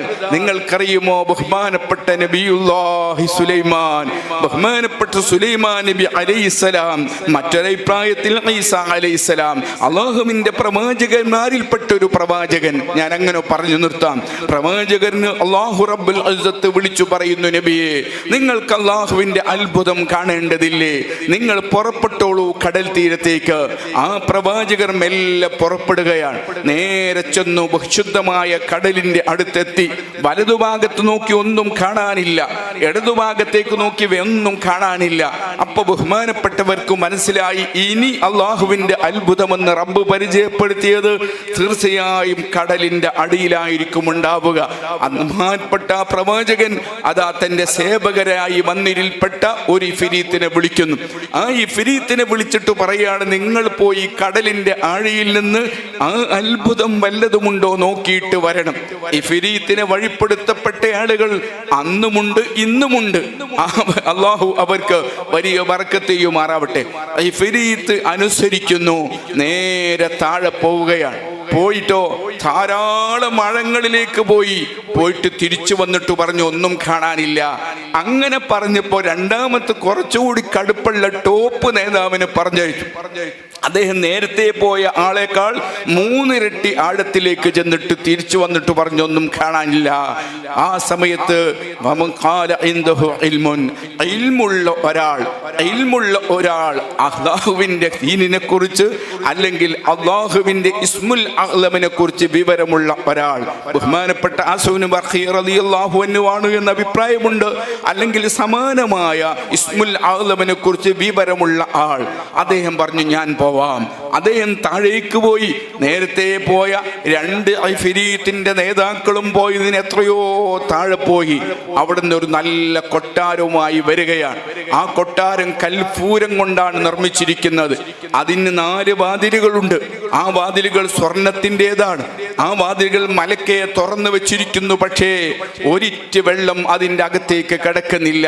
നേരെ കൊണ്ടുവന്ന ആ കൊട്ടാരം മുകളിലങ്ങ് വെച്ചു. സുബ്ഹാനല്ലാഹ്. കൊട്ടാരം മുകളിൽ വെക്കുമ്പോൾ അത്ഭുതം ഇങ്ങനെ കണ്ട് വല്ലാത്ത അത്ഭുതത്തോടെ നിൽക്കുക. അപ്പോഴാണ് അകത്തേക്കൊന്ന് കയറിയത്. നല്ല ചുറുചുറുക്കുള്ള ഒരു ചെറുപ്പക്കാരൻ, സുമുഖനായ ഒരു ചെറുപ്പക്കാരൻ അവിടെ ഇരിക്കുന്നു. ഈ പ്രവാചകർ ചോദിച്ചു, അല്ല നീ ഏതാണ് മോനെ? എങ്ങനെയാണ് ഇതിനകത്ത് നീ എന്തിച്ചേർന്നത്? നീ ഒരു മനുഷ്യൻ തന്നെയാണോ? അദ്ദേഹം പറഞ്ഞു, അതെ ഞാനൊരു മനുഷ്യനാണ്. എങ്ങനെയാണ് ഇതിനകത്ത് വന്നു ചേർന്നത്? എനിക്കൊരു പ്രിയപ്പെട്ട ഉപ്പയുണ്ടായിരുന്നു. ആ ഉപ്പാക്ക് 29 കൊല്ലം ഞാൻ ഖിദ്മ ചെയ്തു. എങ്ങനെയാണ് ഖിദ്മ ചെയ്യുന്നറിയുമോ? ഞാൻ എൻ്റെ ഉപ്പ കിടന്ന കിടപ്പിലാണ് മൂത്രമൊഴിക്കുക, ആ കിടപ്പിലാണ് കാട്ടിക്കുക. ഭക്ഷണം കൊടുക്കണമെങ്കിൽ ഞാൻ നാവിലേക്ക് വെച്ചു കൊടുക്കണം. അനങ്ങാൻ കഴിയാതെ തളർവാദം പിടിപെട്ട എൻ്റെ വാപ്പ കട്ടിലിൽ കിടന്നുകൊണ്ട് 29 വർഷം ജീവിക്കുമ്പോ ഒരു മടിയും കൂടാതെ ഒരറപ്പും കൂടാതെ ഞാൻ എൻ്റെ ഉപ്പയെ ഖിദ്മ ചെയ്തു. എൻ്റെ ഉപ്പ എല്ലാ കാര്യങ്ങളും നിർവഹിച്ചു. അവസാനം എൻ്റെ ഉപ്പ മരണപ്പെടുമ്പോൾ ദുആ ചെയ്യുന്നു, റബ്ബേ എൻ്റെ ഈ മകനെ ഞാൻ ഇഷ്ടപ്പെട്ടിരിക്കുന്നു റബ്ബേ, അതുകൊണ്ട് എൻ്റെ മകന് നീ ദീർഘായുസ് നൽകണേ അല്ലാ. ഇത് പറഞ്ഞാണ് എൻ്റെ വാപ്പ മരണപ്പെട്ടത്. ആ വാപ്പയെ മറവ് ചെയ്തു ഞാൻ വീട്ടിലേക്ക് വന്നു നോക്കുമ്പോൾ വീട്ടിലതാ ഉമ്മ അതേപോലെ രോഗിയായി കിടക്കുകയാണ്. അതൊക്കെ അള്ളാഹുവിൻ്റെ പരീക്ഷണങ്ങളാണ്. അങ്ങനെ രോഗിയായി കിടക്കുന്ന ഉമ്മയെയും അതുപോലെ ദീർഘകാലം ഞാൻ പരിചരിച്ചു. അവസാനം എൻ്റെ പ്രിയപ്പെട്ട ഉമ്മ മരണപ്പെടുമ്പോൾ അള്ളാഹുവിനോട് ദുആ ചെയ്യുന്നു, പടച്ചവനെ എൻ്റെ ഈ പ്രിയപ്പെട്ട മകനെ കുറിച്ച് ഞാൻ തൃപ്തിപ്പെട്ടിരിക്കുന്നു അല്ലാ. എൻ്റെ ഈ കുട്ടിക്ക് പിശാചിന്റെ സ്വാധീനമില്ലാത്തൊരിടത്ത് പോയി ഇബാദത്ത് ചെയ്യാനുള്ള തൗഫീഖ് നീ നൽകണേ തമ്പുരാനെ. ഈ ദുആയും കഴിഞ്ഞ് ഞാനതാ ഉമ്മയെയും മറവ് ചെയ്ത് പുറത്തിറങ്ങി. ഞാൻ എൻ്റെ ഉപ്പായുടെ ജീവിതം ശ്രദ്ധിച്ചപ്പോ, ഉമ്മയുടെ ജീവിതം ശ്രദ്ധിച്ചപ്പോ വിവാഹം ചെയ്യാൻ മറന്നുപോയിരുന്നു. കുടുംബ ജീവിതത്തെ കുറിച്ച് ഞാൻ ആലോചിച്ചിരുന്നില്ല. കാരണം ഞാൻ ഫുൾ ടൈം എൻ്റെ ഉമ്മയ്ക്കും വാപ്പയ്ക്കും വേണ്ടി എൻഗേജാണ്. ആ രൂപത്തിൽ ജീവിച്ച ഞാൻ ആലോചിക്കുകയാണ്, ഇനി ഞാൻ എന്താണ് ചെയ്യേണ്ടത്? ഇനി ഞാൻ എങ്ങോട്ടാണ് പോവേണ്ടത്? എനിക്കാരുമില്ലല്ലോ, കുടുംബമില്ലല്ലോ, ആകെ ഉണ്ടായിരുന്ന മാതാപിതാക്കളും അസ്തമിച്ചല്ലോ. ഈ വേദനയോടുകൂടി ഞാൻ ഇരിക്കുമ്പോ ടെൻഷൻ തീരാൻ വേണ്ടി കടപ്പുറത്തേക്ക് വന്നതാ. അപ്പോഴുണ്ട് ഈ സുന്ദരമായൊരു കൊട്ടാരം ഇവിടെ നിൽക്കുന്നു. ഒരു കൗതുകത്തിന് വേണ്ടി ഞാൻ അതിൻ്റെ അകത്ത് കയറി. അങ്ങനെ ഞാൻ കയറിയതേ എനിക്ക് ഓർമ്മയുള്ളൂ. ആ കൊട്ടാരം താഴേക്ക് താഴേക്ക് താഴ്ന്നു പോയി. കാലങ്ങളായി ഞാൻ ഇവിടെ ഇബാദത്ത് ചെയ്തുകൊണ്ടിരിക്കുകയാണ്. സുബ്ഹാനല്ലാഹ്. ഇതങ്ങ് കേൾക്കുന്ന സമയത്ത് ആ മഹാനായ പ്രവാചകർ ചോദിക്കുന്നു, മോനെ നിങ്ങൾക്ക് ഭക്ഷണം ലഭിക്കാറുണ്ടോ? വിശപ്പിന് പരിഹാരം കാണുന്നത് എങ്ങനെയാണ്? അവിടെ നിന്ന് പറയുന്നു, എല്ലാ ദിവസവും ഒരു പച്ച നിറത്തിലുള്ള പക്ഷി എന്നെ തേടി വരും. ആ കടലിന്റെ ആഴിയുടെ ഉള്ളിലേക്കാണ് ഈ പക്ഷി വരുന്നത്. വന്നിട്ടോ ഒരു മനുഷ്യന്റെ തലയുടെ രൂപത്തിലുള്ള ഒരു മാംസക്കഷ്ണം എനിക്ക് തരും. ഞാനങ്ങ് കഴിക്കുന്നതോടെ എൻ്റെ വിശപ്പകലുമെന്ന് മാത്രമല്ല, അതിൻ്റെ പവർ കൊണ്ട് എനിക്ക് പ്രായമാകുന്നില്ല, എനിക്ക് രോഗം വരുന്നില്ല, എനിക്ക് ക്ഷീണം വരുന്നില്ല. ഞാൻ എൻ്റെ റബ്ബിനെ ഏകനായി ഇബാദത്ത് ചെയ്ത് നൂറ്റാണ്ടുകളായി അവിടെ താമസിക്കുകയാണ്. ആ ഉമ്മായുടെ ദുആ നോക്കൂ നിങ്ങൾ, ആ വാപ്പയുടെ ദുആ നോക്കൂ നിങ്ങൾ. സുബ്ഹാനല്ലാഹ്. മഹാനവർകളോട് ചോദിക്കുന്നു, നിങ്ങൾ ഞങ്ങളുടെ കൂടെ താമസിക്കണോ അതോ കടലിൻ്റെ ആഴിയിലേക്ക് തന്നെ തിരിച്ചു പോവണോ? അവിടെ നിന്ന് പറയുന്നു, പിശാചിൻ്റെ സ്വാധീനം വരാത്തൊരിടത്ത് എൻ്റെ ഉമ്മ എനിക്ക് പ്രത്യേകമായി അല്ലാഹുവിനോട് ദുആ ചെയ്ത് വാങ്ങിത്തന്ന ആ സ്ഥലത്തേക്ക് ഞാൻ തിരിച്ചു പോവുകയാണ്. ആ മഹാനെ അതാ അവിടെ തന്നെ കൊണ്ടുപോയി ആക്കുകയാണ്. സുബ്ഹാനല്ലാഹ്. ഞാനിത് പറഞ്ഞത് എന്തിനാണ്? ഈ ഇരിക്കുന്ന പല ആളുകളും ഇന്ന് സാമ്പത്തിക പ്രയാസമുള്ളവരുണ്ട്, രോഗമുള്ളവരുണ്ട്, കുടുംബ പ്രശ്നങ്ങളുള്ളവരുണ്ട്, വിവാഹം റെഡിയാകാത്തവരുണ്ട്, പല ആവശ്യങ്ങളും കൽബിലുള്ളവരുണ്ട്. ദുആ ചെയ്യിപ്പിക്കാൻ ഏറ്റവും പറ്റിയ മുതലേതാണെന്നറിയോ? ഒന്നാമത് ഉമ്മയാണ്, രണ്ടാമത് വാപ്പയാണ്, അതിൻ്റെ ശേഷം മാത്രമേ ബാക്കിയൊക്കെ ഉള്ളൂ എന്നൊരു ബോധ്യം എന്നെ കേട്ടുകൊണ്ടിരിക്കുന്ന അനുജന്മാർക്കും ജ്യേഷ്ഠന്മാർക്കും സഹോദരിമാർക്കും ഉണ്ടാവണം. നമ്മളെ മാതാപിതാക്കൾ ദുആ ചെയ്താൽ ഖൈറ് ചോദിച്ചാൽ ഖൈറ് ലഭിക്കും, ഷർറ് ചോദിച്ചാൽ ഷർറ് ലഭിക്കും. ഒന്നുകൂടി പറഞ്ഞോട്ടെ, ഈ കാലത്തെ ഏറ്റവും ആവശ്യമുള്ളൊരു വിഷയമാണ് എന്നതുകൊണ്ട് ഞാൻ വിഷയത്തിൽ നിന്ന് മാറുന്നില്ല. ഇൻഷാ അല്ലാഹ് നമുക്ക് വരാം. ബഹുമാനപ്പെട്ട റസൂലുള്ളാഹി സ്വല്ലല്ലാഹു അലൈഹി വസല്ലമ തങ്ങൾ നമ്മെ പഠിപ്പിക്കുന്ന ഒരു സംഭവമുണ്ട്. അല്ലാഹുവിൻ്റെ ഹബീബ് പൂർവിക കാലഘട്ടത്തിൽ ജീവിച്ചൊരു മഹാനെ പരിചയപ്പെടുത്തുകയാണ്. അദ്ദേഹത്തിൻ്റെ പേര് ജുറൈജ് എന്നാണ്. അദ്ദേഹം റബ്ബിനെ ഇബാദത്ത് ചെയ്യാൻ വേണ്ടി ഒരു വലിയ പർവ്വതത്തിൻ്റെ മുകളിൽ തെരഞ്ഞെടുക്കുകയാണ്. മഹാന്മാരുടെ ചരിത്രത്തിലൊക്കെ ധാരാളം അങ്ങനെ കാണാം. 25 ആണ്ടോളം ചുറ്റി നാടുന്നോവർ, ഇരിയെന്ന കേകൽ കേട്ടാരേ ഇരുന്നോവർ. 25 വർഷമാണ് ശൈഖ് മുഹ്യിദ്ദീൻ അബ്ദുൽ ഖാദിർ ജീലാനി വിജനമായ സ്ഥലത്തൊറ്റക്കിരുന്ന ഇബാദത്തിന് വേണ്ടി തെരഞ്ഞെടുത്തത്. ബഹുമാനപ്പെട്ട സയ്യിദി അഹ്മദുൽ കബീർ റിഫായി മഹാനവർകളും തെരഞ്ഞെടുത്ത സംഭവങ്ങളുണ്ട്. ബഹുമാനപ്പെട്ട ഹബീബ് മുഹമ്മദുർ റസൂലുള്ളാഹി തങ്ങൾ തന്നെ ഇബാദത്തിന് വേണ്ടി പർവ്വതത്തിൻ്റെ മുകളിൽ കയറിയവരാണല്ലോ. നമുക്കറിയാം, ബഹുമാനപ്പെട്ട വടകര മുഹമ്മദ് ഹാജി തങ്ങൾ ഉപ്പാപ്പ 16 വർഷമാണ് ഇബാദത്തിന് വേണ്ടി കൊടുങ്കാട് തെരഞ്ഞെടുത്തത്. ബഹുമാനപ്പെട്ട കുത്തുബുൽ ആലം മടവൂർ ഉപ്പാപ്പ തെരഞ്ഞെടുത്തത്. അതുപോലെ കാലങ്ങളാണ് ഇവരൊക്കെ അങ്ങനെ തെരഞ്ഞെടുക്കുന്നതിൻ്റെ രഹസ്യം എന്താണ്? ഞാൻ സാധാരണക്കാർക്ക് വേണ്ടി പറയട്ടെ. കാട്ടിൽ പോയി ഇബാദത്ത് ചെയ്യുമ്പോൾ 2-3 പ്രധാനപ്പെട്ട ഗുണമുണ്ട്. ഒന്ന്, താഹിർ ഇങ്ങനെ പ്രസംഗിക്കുമ്പോൾ സുബ്ഹാനല്ലാഹ് എൻ്റെ കൽബിൽ ശൈത്താൻ ഇങ്ങനെ വന്ന് പറയും, താഹിറ എൻ്റെ പ്രസംഗം ഗംഭീരാകുന്നുണ്ട്, ആളുകളൊക്കെ എന്നെ ശ്രദ്ധിക്കുന്നുണ്ട്, അതുകൊണ്ട് ഉഷാറാക്കിക്കോ. ഇത് ശൈത്താൻ വന്നു പറഞ്ഞിട്ട് ഞാൻ ഈ വഅദ് പറയുന്നതിൻ്റെ എല്ലാ ഗുണങ്ങളും പ്രതിഫലവും ചോർത്തിയെടുത്തിട്ട് പിശാച് പോവുകയാണ്. ഞാനിങ്ങനെ പോയിട്ട് നിസ്കരിക്കാൻ വേണ്ടി നിന്നു. നിസ്കരിക്കാൻ ഇമാമ നിൽക്കുമ്പോൾ ശൈത്താൻ വന്ന് പറയും, നിന്റെ ഓത്തുഷാറാണ്, ഒന്നുകൂടി ഗംഭീരായി ഓദിക്കോ. അപ്പൊ ഇമാമ നിൽക്കുന്ന എൻ്റെ നിസ്കാരം കഴിഞ്ഞു കിട്ടൂല. അതേ ഞാൻ സുന്നത്ത് നിസ്കരിക്കുകയാണെങ്കിലോ അവിടെ എനിക്ക് അത്തഹിയാത്ത് മുഴുവനാക്കാൻ ടൈമില്ല, സ്വലാത്ത് മുഴുവനാക്കാൻ ടൈമില്ല. ഫർളുകൾ മാത്രം എടുത്ത് ചാടിക്കൊഴിഞ്ഞെണീറ്റ് വരികയാണ്. പ്രത്യേകിച്ച് ജോലിയൊന്നും ഉണ്ടായതുകൊണ്ടല്ല. എൻ്റെ കൽബിൽ അതാ എല്ലാ സമയത്തും ഞാനെന്ന ഒരു അഹംബോധം പിശാച് ഇട്ട് തരികയാണ്. അതിൽ നിന്ന് രക്ഷപ്പെടാൻ ചെറിയ പ്രയാസം പോരാ, വലിയ അധ്വാനം വേണം. അത് ഏറ്റവും ഇല്ലാതെ ആവുന്നത് കൊടുങ്കാടിലാണ്. അവിടെ ഒരാളും എന്നെ ഇബാദത്ത് കാണാനില്ല, എൻ്റെ ഖിറാഅത്ത് കേൾക്കാനില്ല, എനിക്ക് മാർക്കിടാനില്ല. അതുകൊണ്ട് ഒഴിഞ്ഞിരുന്ന് ഇബാദത്ത് ചെയ്യാമല്ലോ. രണ്ടാമത് 100% ഹലാലാണെന്ന് ബോധ്യമുള്ള ഭക്ഷണം ലഭിക്കുന്ന ഇടമാണ് കൊടുങ്കാടെന്ന് പറയുന്നത്. അവിടെ പച്ചിലകൾ തിന്ന് കാട്ടാറിൽ നിന്ന് കുടിച്ച് കാട്ടരുവികളോട് കിന്നാരം പറഞ്ഞ് ജീവിച്ചവരാണ് ചരിത്രത്തിലെ ധാരാളം മഹാന്മാർ. അല്ലാഹു അവരുടെ മദദ് കൊണ്ട് നമ്മളെ ദോഷങ്ങൾ പൊറുക്കുമാറാവട്ടെ.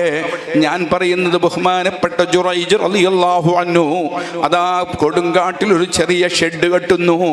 ഇബാദത്തുമായി ഇങ്ങനെ മുഴുകുകയാണ്. രാവും പകലും നിസ്കാരമാണ്, രാവും പകലും ഇബാദത്താണ്. സുബ്ഹാനല്ലാഹ്, ബഹുമാനപ്പെട്ടവരവിടെ ഇബാദത്തുമായി മുഴുകിക്കൊണ്ടിരിക്കുന്ന സമയം അതാ ബഹുമാനപ്പെട്ടവർ പ്രസവിച്ചു വളർത്തിയ ഉമ്മയുണ്ടല്ലോ, ആ ഉമ്മാക്ക് എപ്പോഴും മോൻ തന്നെയല്ലേ. വല്ലാത്ത കൊതി തോന്നുന്നുണ്ട്, പടച്ചോനെ എൻ്റെ മോനെ ഒന്ന് കാണാൻ കഴിഞ്ഞെങ്കിൽ. പ്രായം കൊണ്ട് നടക്കാനും വയ്യ, കുറേ കാത്തിരുന്നു, മോൻ വരുന്നില്ല. കൊതി അങ്ങ് കടുപ്പമായപ്പോ പർവ്വതത്തിന്റെ മുകളിലേക്ക് കയറുകയാണ്. വേച്ച് വലിയ ചെങ്കുത്തായ മല കയറി വിജനമായ ആ ചെറിയ ഷെഡിന്റെ മുന്നിലങ്ങ് വന്നു നിന്നിട്ട് വിളിക്കുന്നു, മോനെ ജുറൈജ്. സയ്യിദുനാ ജുറൈജ് റളിയല്ലാഹു അൻഹു നിസ്കാരത്തിലാണ്. അവിടുന്ന് ചിന്തിക്കുന്നു, പടച്ചവനെ എൻ്റെ ഉമ്മയാണ് വന്ന് വിളിക്കുന്നത്, എന്നെ പ്രസവിച്ച് വളർത്തിയെടുത്ത പുന്നാര ഉമ്മയാണ് വിളിക്കുന്നത്. പക്ഷേ എനിക്കെൻ്റെ ഉമ്മയെ തന്നതാരാ? എനിക്കെൻ്റെ ഉമ്മയെ തന്ന റബ്ബല്ലേ. ആ റബ്ബിനല്ലേ ഞാൻ ഉമ്മയെക്കാളേറെ പ്രാധാന്യം കൊടുക്കേണ്ടത്. അതുകൊണ്ട് ഞാൻ ഉമ്മയോട് സംസാരിച്ചാൽ ഒരു 2 റക്അത്ത് നിസ്കാരത്തിനുള്ള ടൈം എനിക്ക് നഷ്ടപ്പെടുമല്ലോ. അതുകൊണ്ട് ഞാനിതാ റബ്ബിന് ഇബാദത്തിന് വേണ്ടി നീങ്ങുകയാണ്. ഉമ്മാക്ക് ഉത്തരം ചെയ്യാൻ കൊതിയില്ലാഞ്ഞിട്ടല്ല, അള്ളാഹുവിനോടുള്ള സ്നേഹം കൊണ്ട്, റബ്ബിനോടുള്ള കൃപ കൊണ്ട്, അബ്ബിനോടുള്ള പ്രേമം കൊണ്ട് മറ്റെല്ലാം ചെറുതായി അനുഭവപ്പെടുകയാണ്. സുബ്ഹാനല്ലാഹ്. രണ്ടാമതുമ്മ വിളിക്കുന്നു, അപ്പോഴും അങ്ങനെ തന്നെ ചിന്തിക്കുകയാണ്. വലൗ ഖാതറത്ലി ഫീ സിവാക ഇറാദത്തുൻ അലാ ഖാതിരി യൗമൻ ഹകംതു ബിരിദ്ദതി. റാബിയത്തുൽ അദബിയ്യ റളിയല്ലാഹു അൻഹു പാടിയിട്ടുണ്ട്, എൻ്റെ കൽബിൽ അല്ലാഹ്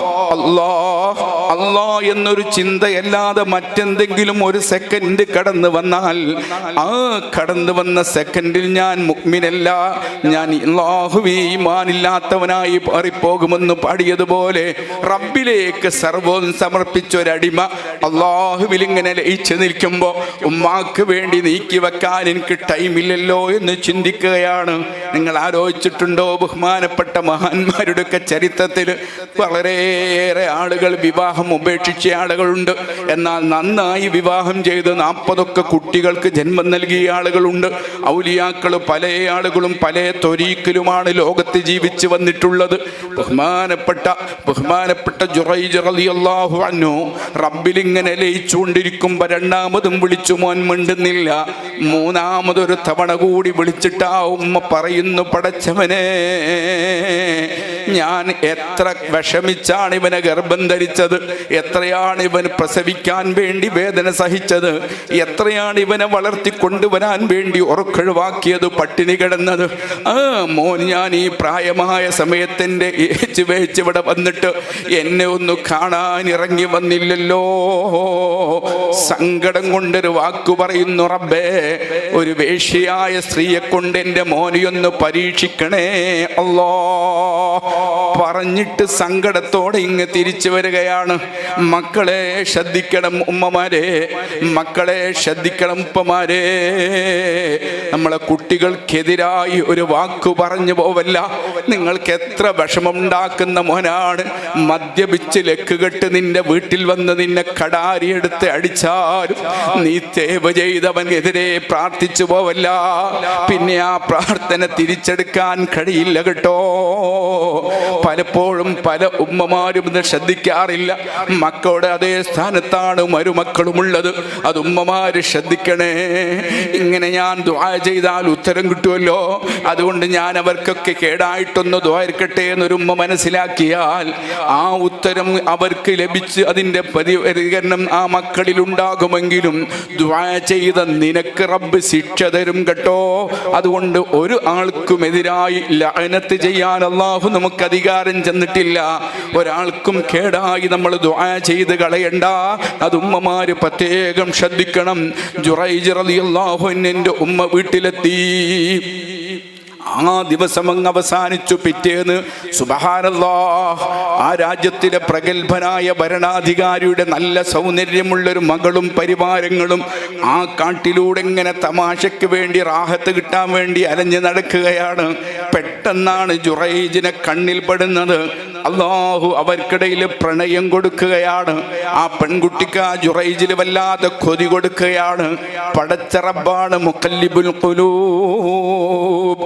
ഒരാണും പെണ്ണും ഒരു സ്ഥലത്ത് ഖാലിയായി നിന്നുകൂടാ. ഒരു അന്യ സ്ത്രീയും ഒരു പുരുഷനും ഒരു സ്ഥലത്ത് അതാ മറ്റാരുമില്ലാതെ താമസിച്ചുകൂടാ. അവിടെ പിശാച് പ്രവർത്തിക്കുമെന്ന് റസൂലുള്ളാഹി. പിശാചിനെ പ്രവർത്തിപ്പിക്കുന്ന അല്ലാഹുവിന്റെ മെസ്സേജറാണ് നബിതങ്ങൾ.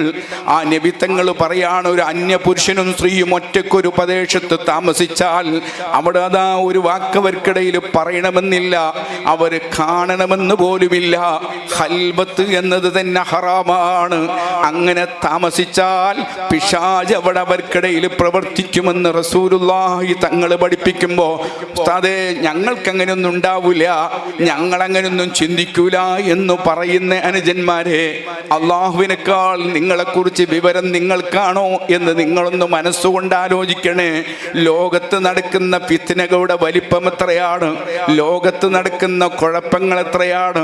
അൽഹംബു അൽ ഖത്ലു, ഭർത്താവിന്റെ അടുത്ത കുടുംബക്കാർ, ഭർത്താവിന്റെ ജേഷ്ഠൻ, ഭർത്താവിന്റെ അനുജൻ, ഭർത്താവിന്റെ അളിയൻ, ഭർത്താവിന്റെ എളാപ്പ, ഭർത്താവുമായി ഏറ്റവും അടുത്ത് നിൽക്കുന്ന ആളുകൾ, അവരെയാണ് ഏറ്റവും പേടിക്കേണ്ടത്, അകലം പാലിക്കേണ്ടത്, സൂക്ഷിക്കേണ്ടത്. എന്തേ കാരണം? പിശാചിന് ഏറ്റവും താല്പര്യമുണ്ടാകുന്നത് ഈ ഭർത്താവിന്റെ അടുത്ത കുടുംബക്കാരുമായി നിങ്ങളെ കൊണ്ട് തെറ്റ് ചെയ്യിപ്പിക്കാനാണ്. പിശാച് ഏറ്റവും പ്രവർത്തിക്കുക അത്തരം സ്ഥലങ്ങളിലാണ്. അതുകൊണ്ട് സൂക്ഷിക്കണേ. ഹബീബായ നബി തങ്ങൾ പഠിപ്പിക്കുകയാണ്. അതൊന്നും ഇപ്പം ഉണ്ടാവൊരു ഉസ്താദേ എന്ന് പറഞ്ഞ് നിങ്ങൾ എന്നോട് വാക്ക് പറഞ്ഞാൽ റബ്ബിനാണോ ഹബീബായ തങ്ങൾക്കാണോ നിങ്ങളെക്കുറിച്ച് കൂടുതൽ വിവരം? ഞാൻ വിശ്വസിക്കുന്നു എന്നെക്കാളും എന്നെക്കുറിച്ചറിയുന്നത് എൻ്റെ റബ്ബിനാണ്. ആ റബ്ബാണ് എന്നിൽ പിശാച് പ്രവർത്തിക്കോ ഇല്ലേ എന്ന് തീരുമാനിക്കുന്നത്. ആ റബ്ബനോട് പറയുകയാണ്, ഭർത്താവിൻ്റെ അടുത്ത കുടുംബക്കാർ ഭാര്യയുടെ അനുജത്തിയുടെ കൂടെ, ഭാര്യയുടെ ജ്യേഷ്ഠത്തിയുടെ ഒറ്റക്ക് മോട്ടോർ ബൈക്കിൽ യാത്ര ചെയ്യില്ല. സഹോദരങ്ങളെ, അത് ചെറുതല്ല. അല്ലാഹു പറഞ്ഞതാണ് അവിടെ പിശാച് കൂടുതൽ പ്രവർത്തിക്കും, സൂക്ഷിക്കണമെന്ന്. നിങ്ങൾ എത്ര മുത്തഖിയായതുകൊണ്ടും പ്രയോജനമില്ല, പെട്ടുപോകും കേട്ടോ. പലരും പലതും ഇന്ന് കണ്ടുകൊണ്ടിരിക്കുന്നു. വലിയൊരു ഭാഗം മറച്ചു വച്ചിരിക്കുന്നു. എല്ലാ രഹസ്യങ്ങളും പുറത്തു വരുന്നൊരു ലോകമുണ്ടല്ലോ, അവിടെ വെച്ച് കൈകടിച്ചതുകൊണ്ട് പ്രയോജനമില്ലല്ലോ. ആ പെൺകുട്ടിക്ക് പെട്ടെന്ന് ആ ചെറുപ്പക്കാരിൽ ഒരു അനുത്തരയാവുകയാണ്, പ്രേമം വരികയാണ്. ആ പെൺകുട്ടി നല്ല പെൺകുട്ടിയായിരുന്നു. അതുകൊണ്ട് ആ പെൺകുട്ടി പറയുന്നു, നമുക്കിതാ ഒരുമിച്ച് വിവാഹം ചെയ്ത് സന്തോഷത്തോടു കൂടി ജീവിക്കാം, അതുകൊണ്ട് നിങ്ങൾ എന്നെ കല്യാണം കഴിക്കണം. സുബ്ഹാനല്ലാഹ്. ആ പെൺകുട്ടി അതങ്ങ് പറയുന്നതോടെ ഇവിടെ തങ്ങന്മാരും മൂല്യന്മാരും തന്നെ വരിക. അതുകൊണ്ട് നമുക്ക് സന്തോഷമാണ്. അൽഹംദുലില്ലാ, അവരൊക്കെ ദുആ നമുക്ക് കിട്ടുമല്ലോ ഇൻഷാ അല്ലാഹ്. ആ പെൺകുട്ടി പറയുന്നത്, ഞാൻ നിങ്ങൾ എന്നെ കല്യാണം കഴിക്കണം. സുബ്ഹാനല്ലാഹ്. ജുറൈജ് തങ്ങളെ മറുപടി, മോളെ എൻ്റെ പ്രിയപ്പെട്ട ഉമ്മ വന്നിട്ട് ആ ഉമ്മയോടൊന്ന് സംസാരിക്കാൻ ടൈമില്ലാത്ത ഞാൻ കല്യാണം കഴിക്കുകയോ? നിങ്ങൾ എന്താണ് ഈ പറയുന്നത്? സുബ്ഹാനല്ലാഹ്. പെൺകുട്ടി ഒരിക്കലും ഇദ്ദേഹം വഴിപ്പെടില്ല എന്ന് തീരുമാനിക്കുമ്പോൾ എങ്ങനെയെങ്കിലും എൻ്റെ ആഗ്രഹം പൂർത്തിയാക്കണമെന്ന ലക്ഷ്യത്തോടെ രോഗിയായി അനുഭവിക്കുകയാണ്. അഭിനയിച്ചിട്ട് ആ പെൺകുട്ടി ഇങ്ങനെ വീട്ടിൽ രോഗിയായി കിടക്കുകയാണ്. പല ഡോക്ടർമാരും വന്ന് പരിശോധിക്കുന്നു. ഡോക്ടർമാർക്കൊന്നും രോഗം ശിഫയാക്കാൻ കഴിയുന്നില്ല. അപ്പൊ രോഗിയായി അഭിനയിച്ച ആ പെൺകുട്ടി പറയുന്നു, ഇന്ന പ്രദേശത്ത് ഒരു വലിയ മലയുടെ മുകളിൽ ഒരു നല്ല മനുഷ്യനുണ്ട്, അദ്ദേഹം ചികിത്സിച്ചാൽ മാത്രമേ എൻ്റെ രോഗം ശിഫയാവുകയുള്ളൂ. സുബ്ഹാനല്ലാഹ്. ചികിത്സക്ക് പോകുന്ന ആളുകളോട് ഞാനൊന്ന് പറയട്ടെ, നല്ല നല്ല പടച്ചറബിനെ പേടിയും നല്ല ഇൽമും നല്ല പാരമ്പര്യവും ഒക്കെ ഉള്ള ആളുകളുടെ അടുത്തേക്കല്ലാതെ ചികിത്സക്ക് ചെന്നാൽ ഏറ്റവും പിശാച് പ്രവർത്തിക്കുന്ന ഇടമായിരിക്കും അത്. താഹിറിന്റെ മുന്നിലേക്ക് ഒരാൾ ചികിത്സക്ക് വരാണ്. ആരേട്ടാ വരുന്നത്? കടുത്ത ശൈത്താനായിട്ടാ വരുന്നത്. ആ ശൈത്താന് ലോകത്തെ ഏറ്റവും ഇഷ്ടമെന്തായിരിക്കും? താഹിറിനെ പോലെ ജനങ്ങളിൽ നിറഞ്ഞു നിൽക്കുന്ന ഒരാളെ കൊണ്ട് പച്ചയിലങ്ങ് ഹറാമ് ചെയ്യിപ്പിച്ച് ഈ ദീനിനെ പുച്ഛിക്കാൻ, ദീനിന്റെ ശത്രുക്കൾക്ക് അവസരം കൊടുക്കാനല്ലേ പിശാച് ഏറ്റവും ഇഷ്ടപ്പെടുക. അതുകൊണ്ട് ചികിത്സിക്കാൻ ചികിത്സിക്കുന്ന സമയത്ത് നമ്മൾ ഒരാളടുത്ത് സമീപിക്കുമ്പോൾ നല്ല ബോധ്യമുണ്ടാവണം. നല്ല വിവരമുണ്ടോ ഇദ്ദേഹത്തിന്? പടച്ച റബ്ബിനെ പേടിയുണ്ടോ ഇദ്ദേഹത്തിന്? അല്ലാഹുവിൻ്റെ മുന്നിൽ രക്ഷപ്പെടൂല എന്ന ചിന്തയുണ്ടോ ഇദ്ദേഹത്തിന്? ബോധ്യമുള്ളവരെ കൊണ്ടേ നമ്മൾ ചികിത്സിപ്പിക്കാൻ കഴിയുള്ളൂ. ഞാനൊക്കെ ഒരു ചെറിയ വിഷയം വരുമ്പോൾ, വലിയ വിഷയം വരുമ്പോൾ ബഹുമാനപ്പെട്ട പൂക്കുഞ്ഞിത്തങ്ങൾ പാപ്പയെ തെരഞ്ഞെടുക്കുന്നത് നല്ലോണം ആലോചിച്ചതിൻ്റെ ശേഷമാണ്. ഇതേ കാരണം അവിടുത്തെ ഞങ്ങൾക്ക് കാണിച്ചു തന്നത് പയ്യനാട് തങ്ങളുപ്പാപ്പയാണ്. പയ്യനാട് തങ്ങളുപ്പാപ്പയെ ഞങ്ങൾ അടുത്തൊപ്പം ഇരുന്ന് പഠിച്ചതിൻ്റെ ശേഷമാണ് ഞാൻ പറയുന്നത്. നല്ലോണം ശ്രദ്ധിച്ചല്ലാതെ ഈ മേഖലയിൽ ഇടപെട്ടുകൂടാ. അല്ലാഹു കാക്കട്ടെ. ഞാൻ ഓർമ്മപ്പെടുത്തുന്ന ആ പെൺകുട്ടി അതാ പറഞ്ഞിട്ട് കരഞ്ഞുകൊണ്ട് ഇങ്ങനെ വിളിച്ചു പറയുമ്പോൾ സ്വാഭാവികമായും ബാപ്പാന്റെ മനസ്സ് പടിയൂലേ? അദ്ദേഹം നേരെ പുറപ്പെടുകയാണ്. ഇങ്ങനെ ഒരാളുണ്ടോ അന്വേഷിക്കാൻ. അന്വേഷിച്ചപ്പോൾ വിവരം കിട്ടുന്നു അങ്ങനെ ഒരു നല്ല മനുഷ്യനുണ്ട്. മകളെയും കൂട്ടിയിട്ട് ആ വരുന്ന കാടിൻ്റെ മുകളിലേക്ക് എത്തുന്നു. പർവ്വതത്തിൻ്റെ മുകളിൽ ആ ഷെഡിൽ ചെല്ലുന്നു. ജുറൈജ് തങ്ങളെപ്പോഴും നിസ്കാരത്തിലാണ്. നിസ്കാരം കഴിഞ്ഞ ഉടനെ വിഷയം പറയുന്നു. അവിടുന്ന് പറയുന്നു, ഞാനൊരു ചികിത്സാരിയല്ല, എനിക്ക് ചികിത്സ അറിഞ്ഞുകൂടാ. അതുകൊണ്ട് ദയവ് ചെയ്ത് നിങ്ങൾ എൻ്റെ സമയം കളയല്ല. അവിടുന്ന് പറയുന്നത് പറ്റില്ല, എൻ്റെ കുട്ടിയെ എത്രയോ ആളുകൾ ചികിത്സിച്ചു, രോഗം ശിഫയാകുന്നില്ല. അടുത്ത ഭരണം ഏറ്റെടുക്കേണ്ട കുട്ടിയാണ്, എൻ്റെ ഏക പുത്രിയാണ്. അതുകൊണ്ട് നിങ്ങൾ ഈ കുട്ടിയെ രക്ഷപ്പെടുത്തണേ. കാല് പിടിച്ചപേക്ഷിക്കുന്നു. ജുറൈജ് തങ്ങൾ കരയുന്നു. പടച്ചവനെ, ഇതെന്തൊരു പരീക്ഷണമാണ്. സ്വന്തം മുമ്പ് വന്നിട്ടൊന്ന് ഇറങ്ങി വരാൻ ടൈമില്ലാത്ത ഞാൻ എങ്ങനെ ഈ പെൺകുട്ടിയെ സഹായിക്കും? റബ്ബേ, കരയുകയാണ്. പക്ഷേ രാജാവ് സമ്മതിക്കുന്നില്ല. തൽക്കാലം അതേ പെൺകുട്ടി അവിടെ വെച്ചേച്ചു പോകുന്നു. രാത്രിയായി, നല്ല മഴ പെയ്യാൻ തുടങ്ങി. കൂരിട്ടാണ് ആ ഷെഡിനകത്ത്. ആ പെൺകുട്ടി അതാ ചെറുപ്പക്കാരനെ കൊതിച്ചിങ്ങനെ കാത്തിരിക്കുന്നു. സുബ്ഹാനല്ലാഹ്. എൻ്റെ പ്രിയപ്പെട്ട അനുജന്മാരെ, വ്യഭിചാരത്തിൻ്റെ ശിക്ഷ ബോധ്യമുള്ള ഒരാൾക്ക് വ്യഭിചാരത്തിലേക്ക് അടുക്കാൻ കഴിയുമോ? അല്ലാഹുവിൻ്റെ ഹബീബ് സ്വല്ലല്ലാഹു അലൈഹി വസല്ലമ തങ്ങൾ പറയുകയാണ്, മനുഷ്യരാ ലോകത്ത് അതാ കോടിയാനുകോടി മനുഷ്യർ നരകത്തിലേക്ക് വിടുപോയി 10,000 വർഷം കേണപേക്ഷിക്കുന്നൊരപേക്ഷയുണ്ട്. ഒന്നും മരിച്ചു കിട്ടുമോ? അല്ലാ, ഒന്ന് മരിക്കോ റബ്ബേ, ഒന്ന് മരിക്കോ അല്ലാ. യാചിച്ചു കരയുകയാണ്. ആ കരഞ്ഞ് കരഞ്ഞ് യാചിക്കുമ്പോ സുബ്ഹാനല്ലാഹ്, അവസാനം 10,000 വർഷം മറുപടി വരുന്നില്ല. കരയുന്നത് എന്തിനാണെന്ന് മരിച്ചു കിട്ടോ റബ്ബേ. എന്നെ കേട്ടുകൊണ്ടിരിക്കുന്ന പ്രിയപ്പെട്ടവരെ, ഞാനും നിങ്ങളും ഒരു ചെറിയ നെഞ്ചുവേദന വരുമ്പോഴേക്ക് ആശുപത്രിയിലേക്ക് ഓടുന്നവരല്ലേ? ഭയക്കോ മരിക്കോ എന്ന് ഭയപ്പെട്ടിട്ട്. ആ നമ്മളാണ് കെഞ്ചുന്നത് എന്തിന്? ഒന്ന് മരിച്ചു കിട്ടിയെങ്കിൽ, ഒന്ന് മരിച്ചു കിട്ടിയെങ്കിൽ, ഒന്ന് മരിക്കാനൊക്കുമോ? എന്തേ കാരണം? താങ്ങാനങ്ങ് കഴിയുന്നില്ല. വേദന കൊണ്ട് പഴിയുകയാണ്. കൈ കത്തുകയാണ്, കാല് കത്തുകയാണ്. 10,000 വർഷം കഴിയുമ്പോൾ വരുന്ന മറുപടി, സുമ്മലാ യമൂതു ഫിഹാ.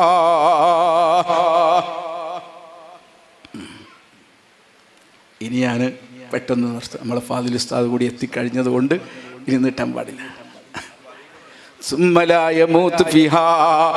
നരകത്തിലെത്തിയാൽ ഇനി മരിക്കാൻ നിർവാഹമില്ല. ഇത് കേൾക്കുമ്പോഴുണ്ടൊരു കരച്ചിലല്ലാ, മരിക്കൂലല്ല റബ്ബേ, താങ്ങാൻ വയ്യല്ല അല്ലാ എന്ന് പറഞ്ഞ് ഞാനും നിങ്ങളും കരയുമ്പോ പിന്നെ നമുക്ക് ചോദിക്കാനുള്ളത്, ഇച്ചിരി വെള്ളം തരുമോ? ഒരൽപ്പം വെള്ളം തരുമോ? 10,000 വർഷമാണേ ചോദിക്കുന്ന ഒരു തുള്ളി വെള്ളത്തിന്. ഞാൻ ചുരുക്കട്ടെ, ആദ്യമായി കറുത്ത മേഘം വരുന്നുണ്ട്. അത് കാണുമ്പോൾ വല്ലാത്ത പ്രതീക്ഷയാണ്. ദുനിയാവിൽ പരിചയപ്പെട്ട മേഘമല്ലേ? കാത്തിരിക്കുമ്പോ വീഴുന്നത് വലിയ സർപ്പങ്ങളാണ്. വലിയ സർപ്പ സർപ്പങ്ങൾ അതൊരു തവണയങ്ങ് കൊത്തിയാൽ 70,000 വർഷം അതിൻ്റെ വേദനയാണ്. രണ്ടാമത് വീഴുന്നത് വലിയ തേളുകളാണ്. ആ തേളുകളും സർപ്പങ്ങളും കൊത്തി 10,000 വർഷം താങ്ങാൻ കഴിയാത്ത വേദന കൊണ്ട് യാചിച്ചൊരു തുള്ളി വെള്ളം എന്ന് പറഞ്ഞ് കരയുമ്പോ അവസാനം നമുക്ക് കുടിക്കാൻ തരുന്നൊരു വെള്ളമുണ്ട്. ആ വെള്ളത്തിന്റെ പേര് ഹമീം. അതിൽ നിന്നൊരു തുള്ളി എങ്ങാനും ഭൂമിയുടെ ഒരു മുകളിൽ വീണുപോയാൽ ഭൂമിയിൽ പിന്നെ ഒരൊറ്റ ജീവിയുമില്ല. ചൂട് കൊണ്ട് സകലതും കരിഞ്ഞുണങ്ങിപ്പോവുകയാണ്. സുബ്ഹാനല്ലാഹ്. ഒരു തുള്ളി എങ്ങാനും ലോകത്തിന്റെ എവിടെയെങ്കിലും വീണാൽ സകല മനുഷ്യരും അതിന്റെ ദുർഗന്ധം കൊണ്ട് മരണപ്പെട്ടു പോവുകയാണ്. ഉമ്മമാരെ, ഇത്രയും ചൂടുള്ള ഇത്രയും ദുർഗന്ധമുള്ള വെള്ളം എവിടെ നിന്നാണ് വരുന്നതെന്നറിയുമോ? വ്യഭിചാരിയായ മനുഷ്യന്റെ ഗുഹ്യാവയമാണെന്ന് അഷ്റഫുൽ വുജൂദ് മുഹമ്മദുർ റസൂലുള്ളാഹ്. എൻ്റെ പ്രിയപ്പെട്ടവരെ, ഇത് ചെറിയ കാര്യമാണോ? താങ്ങാൻ കഴിയുന്നതാണോ? ഒരു 10 മിനിറ്റ് സന്തോഷത്തിന് വേണ്ടി 10,000 കോടി വർഷം അനുഭവിച്ചാൽ മതിയാകുമോ? നല്ലതുപോലെ ചിന്തിക്കണേ. ബഹുമാനപ്പെട്ട സയ്യിദുനാ ജുറൈജ് റളിയല്ലാഹു അൻഹു ആ പർവ്വതത്തിന്റെ മുകളിൽ ഒരു തന്നിൽ അനുരക്തയായ ഒരു പെൺകുട്ടി തന്നെ പ്രതീക്ഷിച്ച് കാത്തിരിക്കുമ്പോ റബ്ബിലേക്ക് നിൽക്കുകയാണ്. നിസ്കാരം ആരംഭിക്കുകയാണ്. ഖുർറത്തു ഐനി ഫിസ്സലാഹ്. എനിക്ക് ഏറ്റവും സന്തോഷമുള്ള നിമിഷം നിസ്കാരത്തിലെന്നല്ലേ ഹബീബായ തങ്ങൾ പറഞ്ഞത്? അതുപോലെ നിസ്കാരത്തിലേക്ക് അങ്ങ് കടന്നു. കുറെ ആ പെൺകുട്ടി കാത്തിരുന്നു. ജുറൈജിന്റെ നിസ്കാരം അവസാനിക്കുന്നില്ല. അവസാനം ആ പെൺകുട്ടി കുറെ കഴിഞ്ഞപ്പോ അതാ രോഗിയായി അഭിനയിക്കുന്നു. ബഹുമാനപ്പെട്ടവരുടെ മുന്നിലേക്ക് വീഴുകയാണ്. ശരീരത്തിലുള്ള ഓരോ വസ്ത്രങ്ങളും ഇങ്ങനെ നീക്കിക്കളയുകയാണ്. അങ്ങനെ 100% അതാ നഗ്നയായി വിവസ്ത്രയായി നല്ല ചുറുചുറുക്കുള്ള ആരോഗ്യമുള്ള കുലീനയായ ഒരു പെൺകുട്ടി ഒരു ചെറുപ്പക്കാരന്റെ മുന്നിൽ അർദ്ധരാത്രി സമയത്തതാ മലമുകളിൽ ഒരു മനുഷ്യരും കാണാനില്ലാത്തിടത്ത് മരം കോച്ചുന്ന തണുപ്പിൽ ഇങ്ങനെ കിടക്കുകയാണ്. ജുറൈജ് റളിയല്ലാഹു അൻഹു നിസ്കാരത്തിലാണ്. അസ്സലാത്തു മിഅ്റാജുൽ മുഅ്മിൻ. ഒരു മുഅ്മിനായ മനുഷ്യന്റെ മിഅ്റാജല്ലേ നിസ്കാരം. ആ നിസ്കാരത്തിൽ പ്രവേശിച്ച അദ്ദേഹം ഇതൊന്നും അറിയുന്നേ ഇല്ല. കൽബ് മുഴുവനും റബ്ബിലാണ്. കൽബ് മുഴുവനും അല്ലാഹുവിലാണ്. ആ റബ്ബിലേക്ക് സകലതും കൊടുത്തങ്ങനെ നിസ്കാരം മുന്നോട്ട് പോയി. അവസാനം റുക്കൂ കഴിഞ്ഞു, ഇത്തിദാൽ കഴിഞ്ഞു, സുജൂദിലേക്ക് അങ്ങ് കൈവച്ചതാണ്. അപ്പോഴാണ് ഒരു പെൺകുട്ടിയുടെ നഗ്നമേനി തന്റെ ശരീരത്തിൽ കയ്യിലങ്ങ് തട്ടുന്നത്. സഹിക്കാൻ കഴിഞ്ഞില്ല. ഒരൊറ്റ തട്ട് വെച്ച് കൊടുത്തു. വളരെ ദൂരെ പോയി ആ പെൺകുട്ടി വീഴുകയാണ്. ബോധം കെട്ടുപോയി. ബോധം തെളിഞ്ഞു നോക്കുമ്പോൾ വളരെ ദൂരെയാണ്. അതാ ബഹുമാനപ്പെട്ട ജുറൈജ് തങ്ങളോട് ആ പെൺകുട്ടിക്ക് വല്ലാത്ത അമർഷം വരുന്നു, പ്രതികാരം വരുന്നു. അദ്ദേഹത്തെ ഒരു പാഠം പഠിപ്പിക്കാൻ തീരുമാനിക്കുന്നു. ആ പെൺകുട്ടി കണ്ടുമുട്ടി ഒരാട്ടടനുമായി കമ്പനിയാകുന്നു, വ്യഭിചരിക്കുന്നു, അതിലൂടെ ഗർഭിണിയാകുന്നു. ഗർഭം പൂർണ്ണമായ സമയത്ത് ആ പെൺകുട്ടി തൻ്റെ ബാപ്പയുടെ അടുത്തേക്ക് ചെന്നിട്ട് പറയാണ്, ബാപ്പാ, ഇതാ നിങ്ങൾ എന്നെ ചികിത്സിക്കാൻ കൊണ്ടുപോയ മനുഷ്യനില്ലേ, അയാള് കള്ളനാണ്, അയാള് വളരെ മോശപ്പെട്ടവനാണ്, വ്യഭിചാരിയാണ്, എന്നെ അയാൾ നശിപ്പിച്ചു കളഞ്ഞു ഉപ്പാ എന്ന് പറഞ്ഞിട്ട് ആ പെൺകുട്ടി ചെന്ന് പറയുന്നു, ഞാൻ ഗർഭിണിയാണ്. രാജാവിന് ദേഷ്യം വരുമോ? പരിവാരങ്ങളെ വിളിക്കുന്നു, അദ്ദേഹത്തെ പിടിച്ചുകൊണ്ട് വരാൻ പറയുന്നു. അവർ ടീമായി നേരെ പർവ്വതത്തിന്റെ മുകളിൽ ചെന്ന് അടിച്ച് തകർക്കുന്നു ആ പർണശാല. അദ്ദേഹത്തിന്റെ കൈകാലികൾ ലാഭം വെച്ച് കൊണ്ടുവരുന്നു. രാജാവിനോട് മുന്നിൽ കൊണ്ടുവന്ന് നിർത്തുമ്പോ ആ രാജാവിനോട് ജുറൈജ് തങ്ങൾ ചോദിച്ചു, നിങ്ങൾ എന്തിനാ എന്തിനാണ് എൻ്റെ ഇബാദത്ത് നഷ്ടപ്പെടുത്തിയത്? അദ്ദേഹത്തിൻ്റെ മറുപടി ഇതാ, നീ വലിയ ഇബാദത്തുകാരനാണല്ലേ, നിക്കാരക്കാരനാണല്ലേ, വഞ്ചകനാണെടോ നീ എന്ന് പറഞ്ഞിട്ട് ആ പെൺകുട്ടിയെ വിളിച്ചു ചോദിക്കുന്നു, മോളെ നിന്റെ ഗർഭത്തിലിരിക്കുന്ന കുഞ്ഞിൻ്റെ പിതാവാരാണ്? ആ സമയത്ത് ആ പെൺകുട്ടി പറയുന്നു, ഇയാളാണ്. സുബ്ഹാനല്ലാഹ്. ജുറൈജ് തങ്ങൾ പറയുന്നു, എനിക്കെൻ്റെ ഉമ്മയെ ഒന്ന് കാണാനുള്ള സമയം തരുമോ? രാജാവ് പറഞ്ഞു, തൊണ്ടി സഹിതം പിടിക്കപ്പെട്ടു എന്ന് കേട്ടപ്പോൾ ഇപ്പൊ രക്ഷപ്പെടാൻ ശ്രമിക്കുകയാണോ? അല്ല, നിങ്ങൾ എൻ്റെ കൈകാലുകൾ അപം വെച്ചോളൂ, പട്ടാളം എന്നെ വളഞ്ഞോളൂ, ഒരു മിനിറ്റ് എൻ്റെ ഉമ്മയുടെ മുഖം ഒന്ന് കണ്ട് ഞാനിങ്ങ് വന്നിട്ട് നിങ്ങളെ ചോദ്യത്തിന് മറുപടി നൽകാം. നേരെ ചെന്ന് ഉമ്മയോട് പറയുന്നു, ഉമ്മ, നിങ്ങൾക്ക് എനിക്കെതിരായ വല്ലതും ദുആ ചെയ്തിരുന്നോ? ഞാൻ വല്ലാത്തൊരു പ്രയാസത്തിലാണല്ലോ. ആ ഉമ്മ പറയുന്നു, പടച്ചവനെ പടച്ചവനെ, എൻ്റെ മകന് സംഭവിക്കണമെന്ന് കരുതിയല്ലോ ഞാൻ ദുആ ചെയ്തത്, അപ്പോഴുള്ള വിഷമം കൊണ്ടങ്ങ് പറഞ്ഞു പോയതല്ലേ, എൻ്റെ മകന് പൊരുത്തപ്പെട്ടു കൊടുക്കണേ അല്ലാ. പറഞ്ഞു തീർന്നു, സന്തോഷത്തോടെ വന്നു. അല്ലാഹുവിൻ്റെ ഹബീബ് സ്വല്ലല്ലാഹു അലൈഹി വസല്ലമ തങ്ങൾ പറയുന്നത്, ആ ചെറിയ കുട്ടിയുണ്ടല്ലോ, ഗർഭാശയത്തിലുള്ള കുട്ടി, ഒരഭിപ്രായമനുസരിച്ച് ഗർഭസ്ഥ ശിശു തന്നെ, മറ്റൊരഭിപ്രായമനുസരിച്ച് ആ കുട്ടി പുറത്തേക്ക് വന്നു. ചോദിക്കുന്നു, മൻ അബൂക്, നിന്റെ വാപ്പയാരാണ്? ഇന്ന പ്രദേശത്തുള്ള ആട്ടിടയനാണെന്ന് മറുപടി പറയുന്നു ആ ചെറിയ കുട്ടി. കേട്ടോ, ഞാൻ എൻ്റെ പ്രിയപ്പെട്ടവരോട് പറയുന്നത്, മാതാപിതാക്കളുടെ ദുആ വല്ലാത്ത പവറുള്ളതാണ്. അതുകൊണ്ട് ഞാൻ ഇടയ്ക്കൊന്ന് പറഞ്ഞോട്ടെ, ഈ ഇരിക്കുന്ന കുട്ടികളിൽ 10-15 കുട്ടികൾ ഈ നാട്ടുകാരായ കുട്ടികളുണ്ട് എന്ന് കേൾക്കുമ്പോൾ എന്തോ ഒരു സന്തോഷമാണ്, എന്തോ ഒരു റാഹത്താണ്. ഉമ്മമാരെ, നിങ്ങളെക്കാൾ അല്ലാഹു ഇഷ്ടപ്പെട്ട ഒരാൾ നമ്മുടെ ഈ പരിസരത്തില്ല കേട്ടോ. എന്തേ കാരണമെന്നറിയോ? ഒരു മുത്തഅല്ലിമിന് പടച്ച റബ്ബ് കൊടുക്കുന്ന ബഹുമാനം എത്രയാണ്. അല്ലാഹുവിൻ്റെ ഹബീബ് സ്വല്ലല്ലാഹു അലൈഹി വസല്ലമ തങ്ങൾ പറയുന്നത്, ആ മുത്തഅല്ലിമ് നടക്കുന്ന ഓരോ പ്രദേശത്തിലൂടെയും അല്ലാഹുവിൻ്റെ മലക്കുകൾ ഇങ്ങനെ ചിറക് വിരിച്ച് അവരുടെ കൂടെയുണ്ട് കേട്ടോ. നബി സ്വല്ലല്ലാഹു അലൈഹി വസല്ലമ തങ്ങളുടെ അടയാളമായി പണ്ട് ബഹീറ പറഞ്ഞ അതേ അടയാളം നബി സ്വല്ലല്ലാഹു അലൈഹി വസല്ലമ തങ്ങൾ അങ്ങനെ തന്നെ മുത്തഅല്ലിമീങ്ങൾക്ക് വകവെച്ചു കൊടുക്കുകയാണ്. അതുകൊണ്ട് ആ വലിയ സ്ഥാനത്താണ് നിങ്ങളുടെ മക്കളുള്ളത്. അവരുടെ ഉമ്മയാവാൻ ബാപ്പയാവാൻ ഭാഗ്യം ലഭിച്ചല്ലോ. അങ്ങനെ നിങ്ങളെ മക്കളെ നിങ്ങൾക്കൊരു ആലിമാകാൻ കഴിഞ്ഞാൽ എത്ര ഭാഗ്യമാണ്. കുൻ ആലിമൻ, നിങ്ങളെല്ലാവരും ആലിമീങ്ങൾ അവിടെ നബി തങ്ങൾ പറയുന്നു. അതിന് നിങ്ങൾക്ക് കഴിയില്ലേ, നിങ്ങൾ മുത്തഅല്ലിമാവണേ. അതിനും കഴിയില്ലേ, നിങ്ങൾ ദീന് പറയുന്നത് ശ്രദ്ധിച്ച് കേട്ടിരിക്കണേ.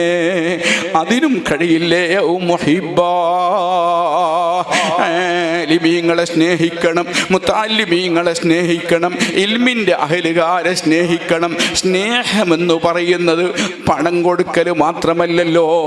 ഒരു പക്ഷേ കുറേ ആളുകൾ നല്ലോണം സഹായിക്കുന്നവരുണ്ടാകും, നല്ലോണം പണം കൊടുക്കുന്നവരുണ്ടാകും. അത് വലിയ ഖൈറ് തന്നെയാണ്. അല്ലാഹു വലിയ പ്രതിഫലം നൽകട്ടെ. ലോകത്ത് നിങ്ങൾ ചെയ്യുന്ന സംഭാവനകളിലെ ഏറ്റവും പ്രതിഫലം കിട്ടുന്ന സംഭാവന മുത്തഅല്ലിമീങ്ങൾക്ക്, ആലിമീങ്ങൾക്ക് കൊടുക്കുന്ന സംഭാവനയാണ്. എന്തേ കാരണം കൂട്ടുകാരെ? ഈ മുത്തഅല്ലിമീങ്ങൾക്ക് റബ്ബ് കൊടുക്കുന്ന സ്ഥാനം എത്രയാണെന്നറിയോ? എൻ്റെ മനസ്സിൽ വലിയ സംശയം ഉണ്ടായിരുന്നു. ഞാൻ ഓതാൻ പോയി, ഒരാഴ്ച കഴിഞ്ഞ് നാട്ടിലേക്ക് തിരിച്ചു വരുമ്പോൾ സുബ്ഹാനല്ലാഹ്, എൻ്റെ കൂടെ റഹ്മത്തിൻ്റെ മലക്കുകൾ ഇങ്ങനെ ചിറക് വിരിച്ച് എൻ്റെ കൂടെ വരികയോ. ഞാനിങ്ങനെ ക്രിക്കറ്റൊക്കെ കളിച്ച് നടക്കുന്നതിനിടയില്ലേ ഓതാൻ പോയത്. എന്തേ എനിക്കൊരാഴ്ച കൊണ്ട് സംഭവിച്ചത്? ഒന്നുമല്ല, ഒരു മുത്തഅല്ലിമ് ഇഖ്ലാസോടെ റബ്ബിൻ്റെ പ്രതിഫലം പ്രതീക്ഷിച്ചുകൊണ്ട് ഒരു വലിയ ഇൽമ് പഠിച്ചാൽ 100 റക്അത്ത് സുന്നത്ത് നിസ്കരിച്ച പ്രതിഫലമാണ്. ഈ പള്ളിയിലിരിക്കുന്ന മുത്തഅല്ലിമീങ്ങൾ ഉണ്ടല്ലോ, നിങ്ങളെ മുന്നിരിക്കുന്ന മുത്തഅല്ലിമീങ്ങൾ, അവർ രാവിലെ മുതൽ വൈകുന്നേരത്തിനിടക്ക് ഏറ്റവും ചുരുങ്ങിയത് 10 വരി ഇൽമ് പഠിക്കാത്തൊരു മുത്തഅല്ലിമില്ല. 25 വരി അതിനേക്കാൾ കൂടുതൽ പഠിക്കുന്നവരുണ്ട്. ഒരു 10 വരി ഇൽമ് ഒരു മുത്തഅല്ലിം മുത്തഅല്ലിം അല്ലാഹുവിന് വേണ്ടി പഠിച്ചാൽ 1000 റക്അത്ത് സുന്നത്ത് നിസ്കരിക്കുന്ന പ്രതിഫലം ഒരു മുത്തഅല്ലിമിന്റെ അക്കൗണ്ടിൽ അല്ലാഹു കൊടുത്തു പോയി കേട്ടോ. 1000 റക്അത്ത് സുന്നത്ത് എല്ലാ ദിവസവും നിസ്കരിക്കുന്ന ഒരാള് ഈ മലപ്പുറം ജില്ലയിലുണ്ടെന്ന് കേട്ടാൽ നിങ്ങൾ അവിടെ ഓടിയെത്തൂലേ? തിക്കും തിരക്കും ചീട്ടി നമ്മൾ ദുആ അർപ്പിക്കൂലേ? അതേ സ്ഥാനത്താണ് നിങ്ങളെ മകനുള്ളത്, നിങ്ങളെ കുട്ടിയുള്ളത്.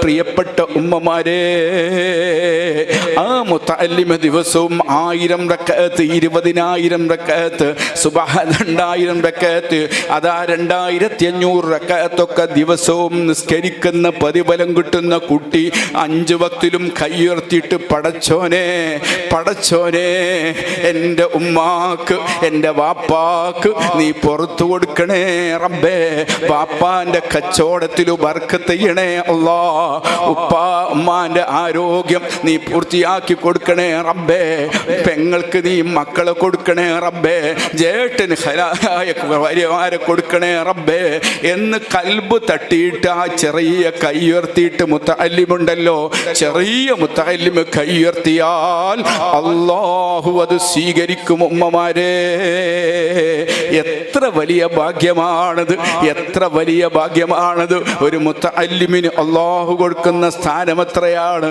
ബഹറുൽ ഉലൂം ഉസ്താദുൽ അസാതിദ, തൻ്റെ കീഴിൽ വരുന്നൊരു മുത്തഅല്ലിമിനെ നീ എന്ന് വിളിച്ചിട്ടില്ല, നിങ്ങൾ എന്ന് മാത്രമാണ് വിളിക്കുക. എന്തേ കാരണം? ഒരു മുത്തഅല്ലിം എന്ന് പറയുന്നത് വലിയ ബഹുമാനമുള്ളതാണ്. ആ വലിയ ബഹുമാനത്തിന് അർഹതപ്പെടുന്ന രൂപത്തിൽ നിങ്ങളെ മക്കളായി പോയിട്ടുണ്ട്.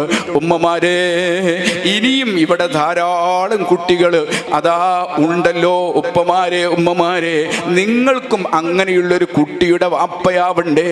ആ ദുആയിൽ നിങ്ങളും പെട്ടുകിട്ടണ്ടേ? അതിന് ദയവ് ചെയ്ത് നിങ്ങൾക്ക് ഈ വലിയൊരു അവസരം നിങ്ങൾ ഉപയോഗപ്പെടുത്തണം. എന്തേ നിങ്ങൾക്കറിയോ? നിങ്ങളെ മുത്തഅല്ലിമായ മകൻ നിങ്ങളെ വീട്ടിൽ വന്നു. ആ വീട്ടിൽ മകൻ ഇങ്ങനെ വരുമ്പോ ഉമ്മയുടെ മുഖത്ത് നോക്കിയാൽ പ്രതിഫലം ലഭിക്കുമെങ്കിൽ അതേ പ്രതിഫലം നിങ്ങളെ മുത്തഅല്ലിമിന്റെ മുഖത്തേക്ക് നിങ്ങൾ നോക്കിയാൽ, നിങ്ങളെ വീട്ടിലേക്ക് ഭക്ഷണത്തിൽ വരുന്ന മുത്തഅല്ലിമുണ്ടല്ലോ, നിങ്ങളുടെ മകനായ മുത്തഅല്ലിമുണ്ടല്ലോ, അവരുടെ മുഖത്തേക്ക് നോക്കിയാൽ ആ പ്രതിഫലമാണ്. 10-15 കുട്ടികൾ ഇവിടുന്ന് അതാ ഉപ്പമ ഈ നാട്ടുകാർ തന്നെ ഇവിടെ ഓതിക്കൊണ്ടിരിക്കുന്നുണ്ട്. ആ ഉമ്മമാരോട് ഉപ്പമാരോട് പറയട്ടെ, നിങ്ങളെ കണ്ടാൽ ആ മക്കൾക്ക് എണീറ്റ് നിൽക്കല് സുന്നത്താണ്. എന്നാൽ നിങ്ങൾ ആ ചെറിയ മുത്തഅല്ലിമിനെ കാണുമ്പോഴോ അതുപോലെ എണീറ്റ് നിൽക്കൽ നിങ്ങൾക്ക് ബാധ്യതയാണ്. അത് ഗൗരവമാണ്. നിങ്ങൾ ആ കുട്ടിയുടെ പവർ എത്രയാ മനസ്സിലാക്കണം. ബാപ്പയും ഉമ്മയും മുത്തഅല്ലിമിനെ കാണുമ്പോൾ എണീറ്റ് നിൽക്കണം കേട്ടോ എന്ന് പറയുമ്പോൾ അതിൻ്റെ ബഹുമാനം എത്ര വലുതാണ്. ആ വലിയൊരു ഭാഗ്യമല്ലേ അല്ലാഹു തന്നിരിക്കുന്നത്. ഈ നല്ല പള്ളിയിൽ നല്ല മുത്തഅല്ലിമീങ്ങൾക്ക് നേതൃത്വം നൽകി ബഹുമാനപ്പെട്ട ഒരു സയ്യിദിൻ്റെ നേതൃത്വത്തിൽ നിങ്ങളെ മക്കളിങ്ങനെ ഉമ്മാക്ക് വാപ്പാക്ക് ജേഷ്ഠാനുജന്മാർക്ക് വേണ്ടി ദുആ ചെയ്യാൻ കിട്ടിയ ഈ വലിയ അവസരം ഉപയോഗപ്പെടുത്തിയാൽ ഇൻഷാ അല്ലാഹ് ദുനിയാവും ആഖിറവും നമുക്ക് രക്ഷപ്പെട്ടു കിട്ടും. എല്ലാം അവസാനിക്കും. അല്ലാഹുവിൻ്റെ കോടതിയിലെത്തുന്ന സമയത്ത് മോനെ, ഖബറിൽ കിടക്കുന്ന സമയത്ത് രക്ഷപ്പെടുത്താൻ ആരാണുള്ളത്? ആരാണ് നിങ്ങളെ കൈയുയർത്താനുള്ളത്? ഖബറിൽ കിടക്കുന്ന ഒരു ബാപ്പാക്ക്, ഖബറിൽ കിടക്കുന്ന ഒരു ഉമ്മാക്ക് വീട്ടുകാരെ ഓർമ്മ വരും, കുടുംബക്കാരെ ഓർമ്മ വരും, സ്വന്തം കുടുംബത്തെയും നാട്ടുകാരെയും ഓർമ്മ വരും. ഞാൻ പള്ളിക്കാട്ടിലാണ്, മണ്ണിനടിയിലാണ്, ഒറ്റക്കാടെന്ന ബോധ്യത്തോടെ വാവിട്ട് നിലവിളിച്ച് കിടക്കുമ്പോ ഭീകരമായ സർപ്പങ്ങൾ വരുന്നുണ്ട്, തേളുകൾ വരുന്നുണ്ട്. പേടിച്ചരണ്ട് കിടക്കുന്ന നമുക്ക് ഖിയാമത്ത് നാൾ വരെ നമ്മളെ ഖബറിലേക്ക് സുബ്ഹാനല്ലാഹ് ആ പ്രിയപ്പെട്ട മുത്തഅല്ലിം നിസ്കരിക്കുന്ന നിസ്കാരം, ദുആ ചെയ്യുന്ന ദുആ, അവരോതുന്ന ഖിറാഅത്ത്, അവർ ദർസ് നടത്തുന്ന ദർസ്, അവർ ദുആ ചെയ്യുക പോലും ആവശ്യമില്ല, ഹദിയ ചെയ്യുക പോലും ആവശ്യമില്ല. നമ്മളെ ഖബറിലേക്ക് ഇങ്ങനെ കിട്ടിക്കൊണ്ടിരിക്കും കേട്ടോ. അതുകൊണ്ട് നമ്മൾ ഇൽമിനെ സ്നേഹിക്കണം, ആലിമീങ്ങളെ ബഹുമാനിക്കണം, മുത്തഅല്ലിമീങ്ങളെ സ്നേഹിക്കണം. ചെറിയ ചെറിയ പ്രായത്തിലുള്ള ഈ കുട്ടികൾ ഇങ്ങനെ പഠിച്ചു വന്നാൽ റബ്ബേ ദുനിയാവുണ്ടാകുമോ, അവരുടെ ജീവിതം എങ്ങനെയാവും, ഇങ്ങനെയൊക്കെ ചിന്തിക്കുന്ന സാധുക്കളായ ആളുകളുണ്ട്. അല്ലാഹു ഏറ്റെടുത്തിട്ടുണ്ട്, അല്ലാഹു ഏറ്റെടുത്തിട്ടുണ്ട്.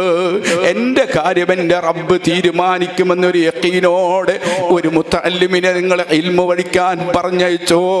നിങ്ങൾ ഭൗതിക വിദ്യാഭ്യാസത്തിന് മാത്രം പറഞ്ഞയക്കുന്ന, വലിയ ബിസിനസ്സിന് മാത്രം നീക്കി വെക്കുന്ന ആളുകൾ ജീവിക്കുന്നതിൻ്റെ 100 ഇരട്ടി സന്തോഷത്തിൽ അവർ ദുനിയാവിലും ജീവിക്കും, ഇൻഷാ അല്ലാഹ് മഅ്ശറയിലും ജീവിക്കും കേട്ടോ.